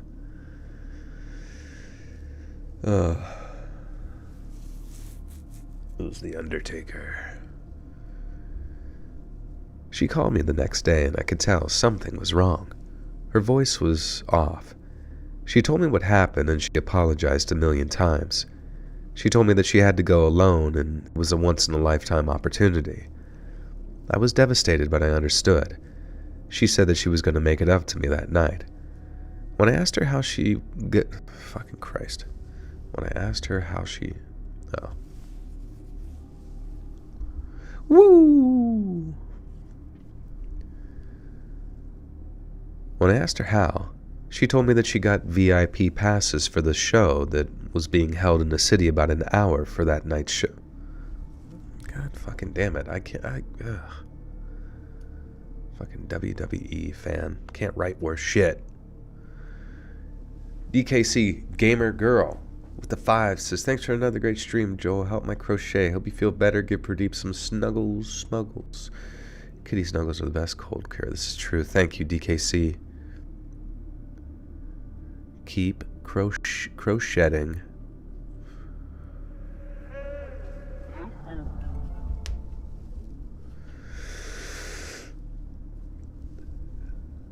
When I asked her how, she told... Holy fuck. Like, when I asked her how, bro. Like, it's so fucking enraging. When I asked her how, she told me that she got VIP passes for the show that was being held in a city about an hour away for that night's Like, of course it's that's not... Like, does that not sound redundant as fuck? She told me that she got VIP passes for the show that was being held in a city about an hour away for that night's show. Like, why the repeat, man? Man, why does that bother me so much? I don't know. I just fucking hate, like, redundant writing. It's, like, the most annoying shit. Yeah, is that what it's called? Word proximity? Where you say the same fucking word within the same sentence, like as if though you, or as if you didn't just mention it 3 seconds ago.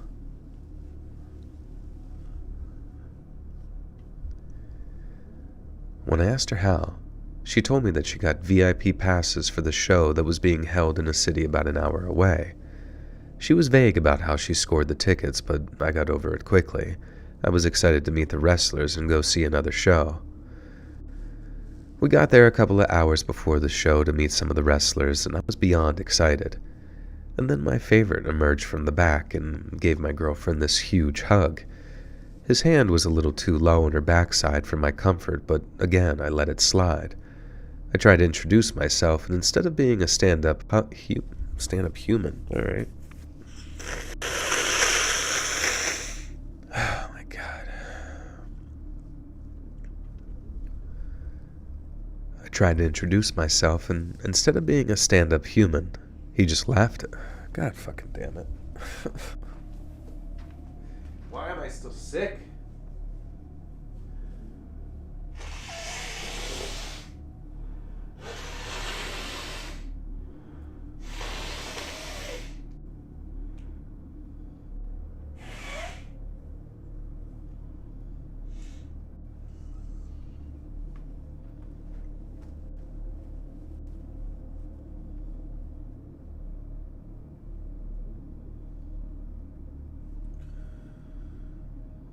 Ugh, fucking hell.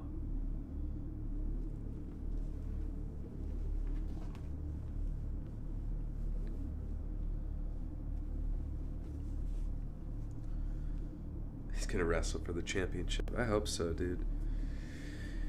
I love how he's like, I'll let Big Show, I'll let it slide with Big Show. I know he's 7 feet tall, but if he wasn't my favorite wrestler, I might just show him a piece of my mind. Also, why if your girlfriend went to a fucking partied all night with a bunch of wrestlers, didn't tell you, even though it's your favorite fucking thing.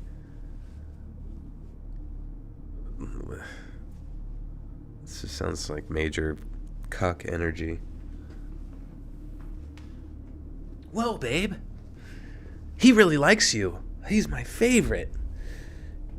See if you can deep throat him so I can get an autograph. That'd be so cool.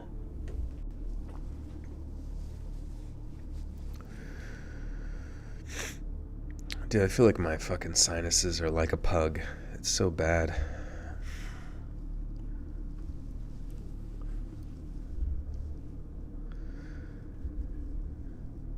When I asked her how, she told me that she got VIP passes for the show that was being held in a city about an hour away. She was vague about how she scored the tickets, but I got over it quickly. I was excited to meet the wrestlers and go see another show. We got there a couple of hours before the show to meet some of the wrestlers, and I was beyond excited. Then my favorite emerged from the back and gave my girlfriend a huge hug. His hand was a little too low on her backside for comfort, but I again let it slide. I tried to introduce myself, and instead of being a stand-up human, he started laughing at me. And then I started seeing a pattern of all the wrestlers coming up to my girlfriend and greeting her like an old friend, and they were practically ignoring me. It's petty, but I felt jealous. I actually felt angrier that my girlfriend wasn't introducing me at all. Not as her boyfriend, and not even as her friend. It was like I wasn't there. My pride was hurt, and I started to notice that something wasn't right. When the meet and greet was over, we started making our way to our seats. I was grilling her about the previous night, and she insisted that nothing happened, that they just hung out late and had a good time, but I didn't buy that anymore. During the show, my girlfriend got a text message.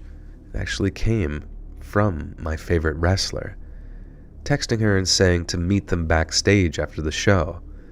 We had permission from security to join them in the back, I guess. When I arrived with my friend, my favorite wrestler, that's his name, that's his stage name, my favorite wrestler. Took her to fucking Prown Town, the Blow show.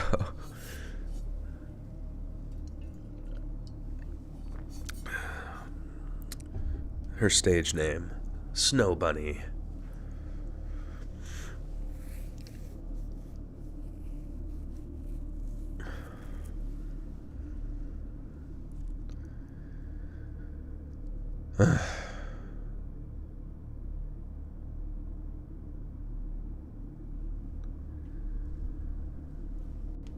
When I arrived with my girlfriend, the wrestler commented on her being... God fucking damn it, I don't care. When I arrived with my girlfriend, the wrestler commented on her bringing me. I finally had enough and called him out. Now, I was shaking my boots since the guy is built like a Greek god compared to me, but I had enough of this blatant disrespect. He laughed and made some comments alluding to being with my girlfriend in more than a friendly way. And at that point, in a blind rage, I just tried to tackle him. But my girlfriend started to hold me back. Now, he would have killed me, so it was good that she did that. And at that moment, we just left. But I was shouting the entire time. I was angry at my girlfriend, sad that that wrestler was such a jerk, and anxious that something happened that I didn't know about. I was a mess as we sat in the car in the parking lot, and then my girlfriend ripped off the metaphorical Band-Aid. She told me everything, that after all the wrestlers were hanging out that night, she went to that wrestler's hotel room and spent the night there. I was seeing red. I tried getting out of the car and back to the arena. I didn't know what I was going to do, but I wanted to confront him. The great human being that my girlfriend was finally gave up and let me out of the car. I used my VIP pass to get back into the arena, and I was looking for him. Well, I found out after that my girlfriend had texted him and told him that I was coming back and that I was going to try and confront him. She thought that he would come out and try to talk to me, but she was too wrong. What the fuck is going on? This is so fucking stupid. Fucking WWE fucking drama alert.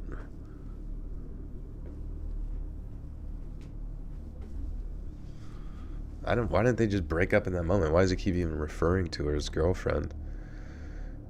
Why is he confronting him? Some on-the-road rock star dude.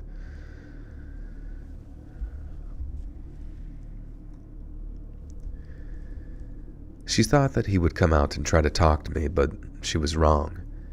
Instead, 3 huge wrestlers from that roster came out the back door, followed by my favorite. And there I was, some 5'6" man weighing probably 150 pounds at the time, standing in the middle of these giants. And trust me, they're much larger in person than they look on TV. And instead of talking to me or even just verbally threatening me, they proceeded to get physical with me. Then, the wrestler put his knee on my chest and put a pocket knife to my mouth and said, "If you ever say anything or try to put your hands on me again, you'll be swallowing this knife, kid." Everybody else laughed, and the 4 men got off of me and walked away. And I had never been so piss-my-pants scared in my entire life. I was terrified, and I was hurt, both physically and emotionally. 48 hours ago, I would have done anything to meet this guy, and tonight, he beat me up so bad that I felt like I had just gotten hit by a truck, and not to mention, I'm pretty sure he just threatened my life. I ended up having a broken rib from those guys, and I did try to take legal action, but it was just too much of this.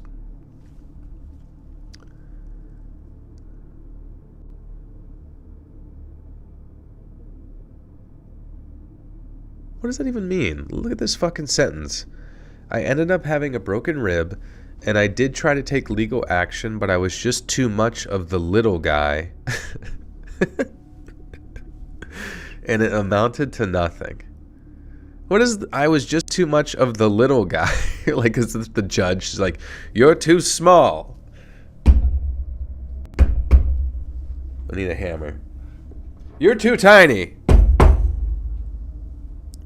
You're small. Court case closed. You're shorter than they are. Get the fuck out of my courtroom." Fucking so stupid, dude. And Everyone, stop sending in stories. Just don't even send any in. I don't want to read anymore.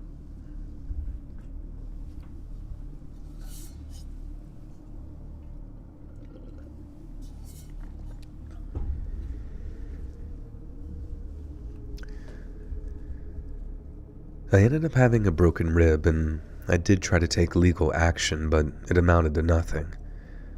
I broke up with my girlfriend and I stopped watching wrestling. The illusion of that world was broken to me, and every time I saw that wrestler, I was just filled with so much anger. Now, I know this story may not be scary to some people, but Jesus fuck. You are sentenced to hell in a cage with a naked, stone-cold Steve Austin. Hell yeah, brother, you're too little. You're just a little guy. Hell yeah.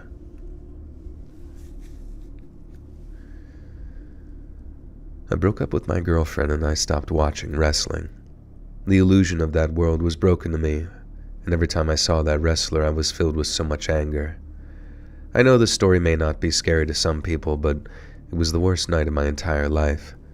My hero beat me within inches of my life and shoved a knife in my mouth. And I would bet that if this happened to you, you'd be scared as well.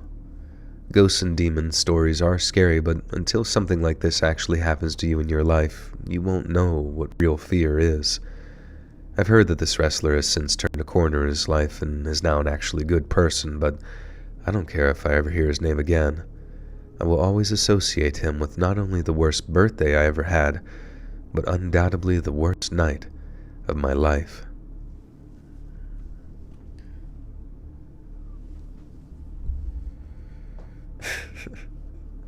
I'll never see wrestling the same. After that night, I realized it's not fake. It's real as shit. It's real AF.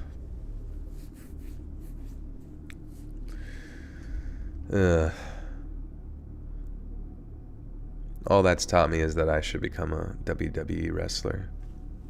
That's the real life we need to live.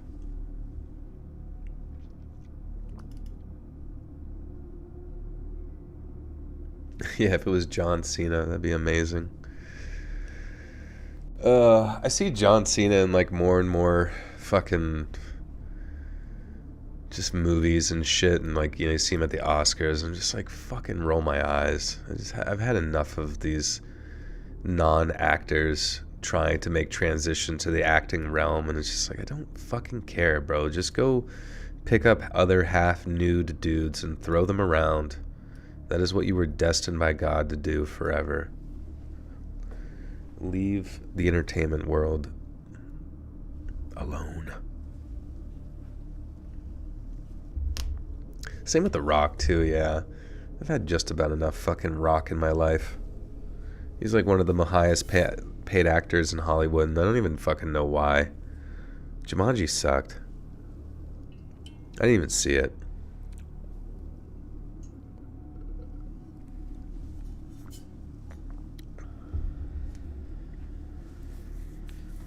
Alright.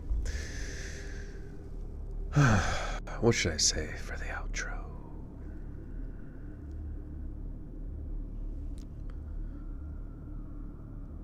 The Rock tried scamming everyone too. Did he try to do an NFT or some shit? I can't smell. Yeah, that's who they need. Gold Dust. Gold Dust needs to make the transition to Hollywood. Where the fuck's he been? Hollywood doesn't fucking even care about him. But he is the true talent.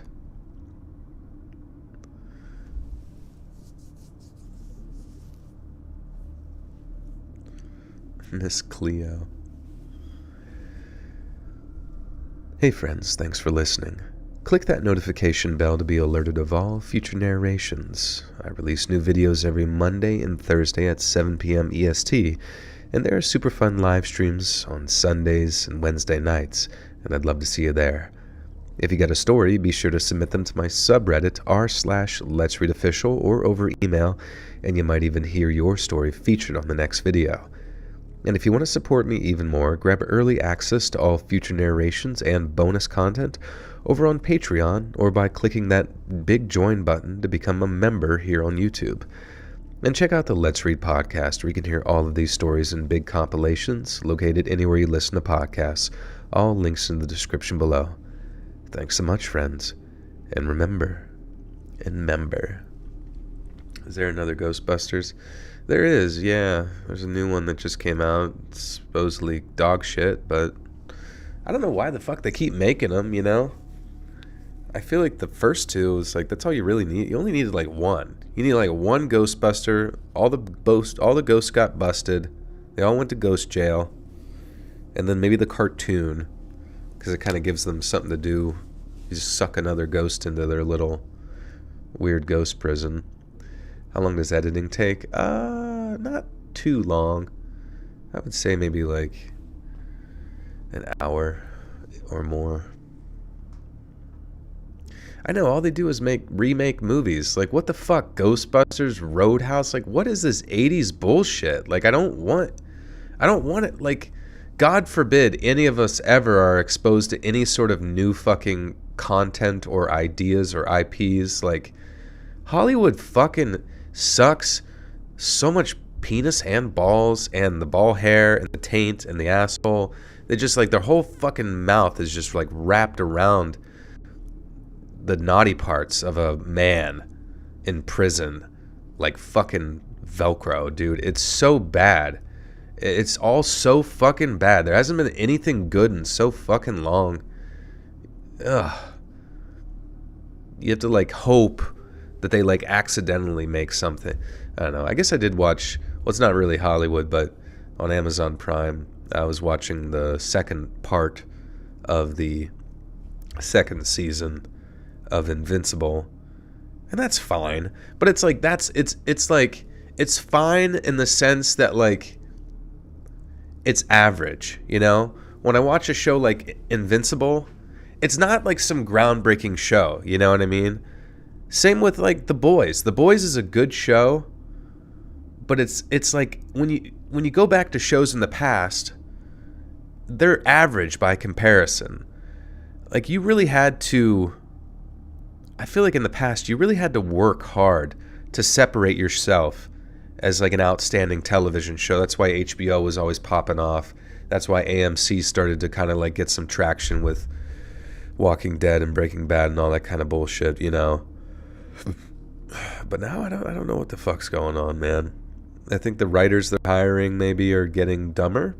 They're getting less talented. And they have poop in their head. So that's what we get. We get poop shows from poop heads. Yeah, and less risk taking. I don't get it, man. It's fucking strange. But it's not even that. I feel like they like as a culmination they tooketh such a fucking risk all the time by putting out poop that nobody wants to see. I mean, Hollywood has to be on the decline, unless there's just like some like nefarious investment group in the background that has infinite money that's just like willing to continue to fund it and keep, you know, it's too big to fail. It's too big of a fucking propaganda arm to fail. It's too useful. Yeah, but like propaganda is not good unless you trick us, you know? You have to get good at tricking us, and they don't trick us anymore. I miss being tricked. I haven't been tricked in so long into liking something, you know? Make me like something, but make me like not a good thing, you know? Trick me into liking something that I shouldn't like or something. You know what I'm trying to say? Like, get good at hypnotizing the masses again. I want to be hypnotized. I want to be put to sleep. I want to be put back in my little fucking Neo pod. I want to be hooked back up to the Matrix, and I want to eat steak, even though I don't know what steak tastes like, you know? Yes, I want to believe that WWE is real again. and that John Cena is a good person.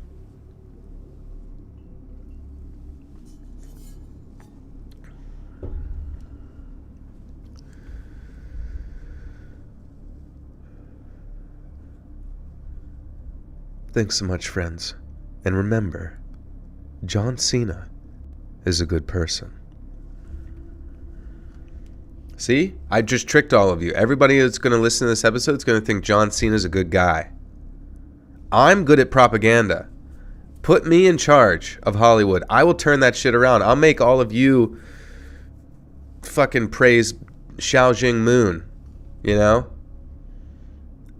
By the time you see one of my movies, you're going to be wearing a fucking CCP jersey. Fucking chanting Bing Chilling in the audience. You guys are going to love it. You're going to love the future. I'm going to make it for you. You're going to be happy with that boot stamping on your head. You're going to fucking hope it happens. Samuel with the 5. Thanks, Deuces. I want to be out to sleep. The one who puts others to sleep. Exactly. I'm sick of being awake. Woke did. They call it woke did. It's this new thing. They call it wokered. They call it wooked. I'm so woke, I'm wooked.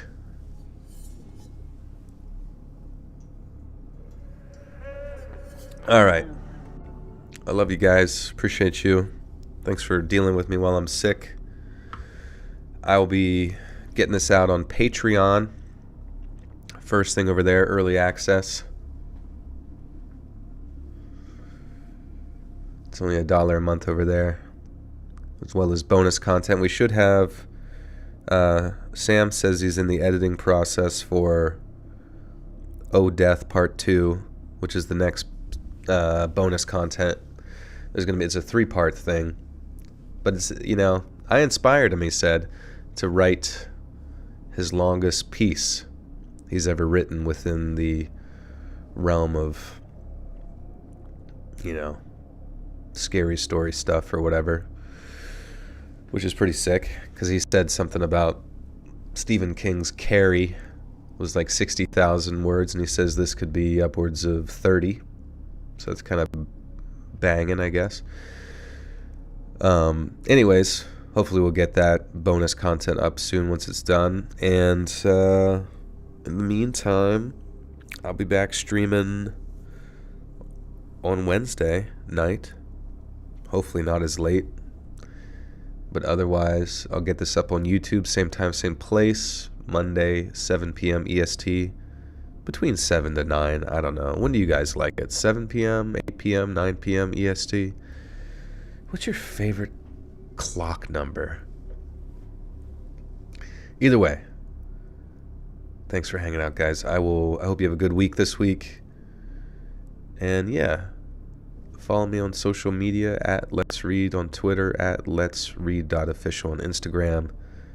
And I will see you guys very soon. So it's not Thursday anymore. Streaming is not on Thursday. Streaming is on Sundays and Wednesdays. New videos are Monday and Thursday, because we're just doing twice a week now. And surprisingly, the channel does better at twice a week. Who would have thought? Who would have fwicking thought? All right. Goodbye. Farewell. Until we meet again. So long. So long. So long.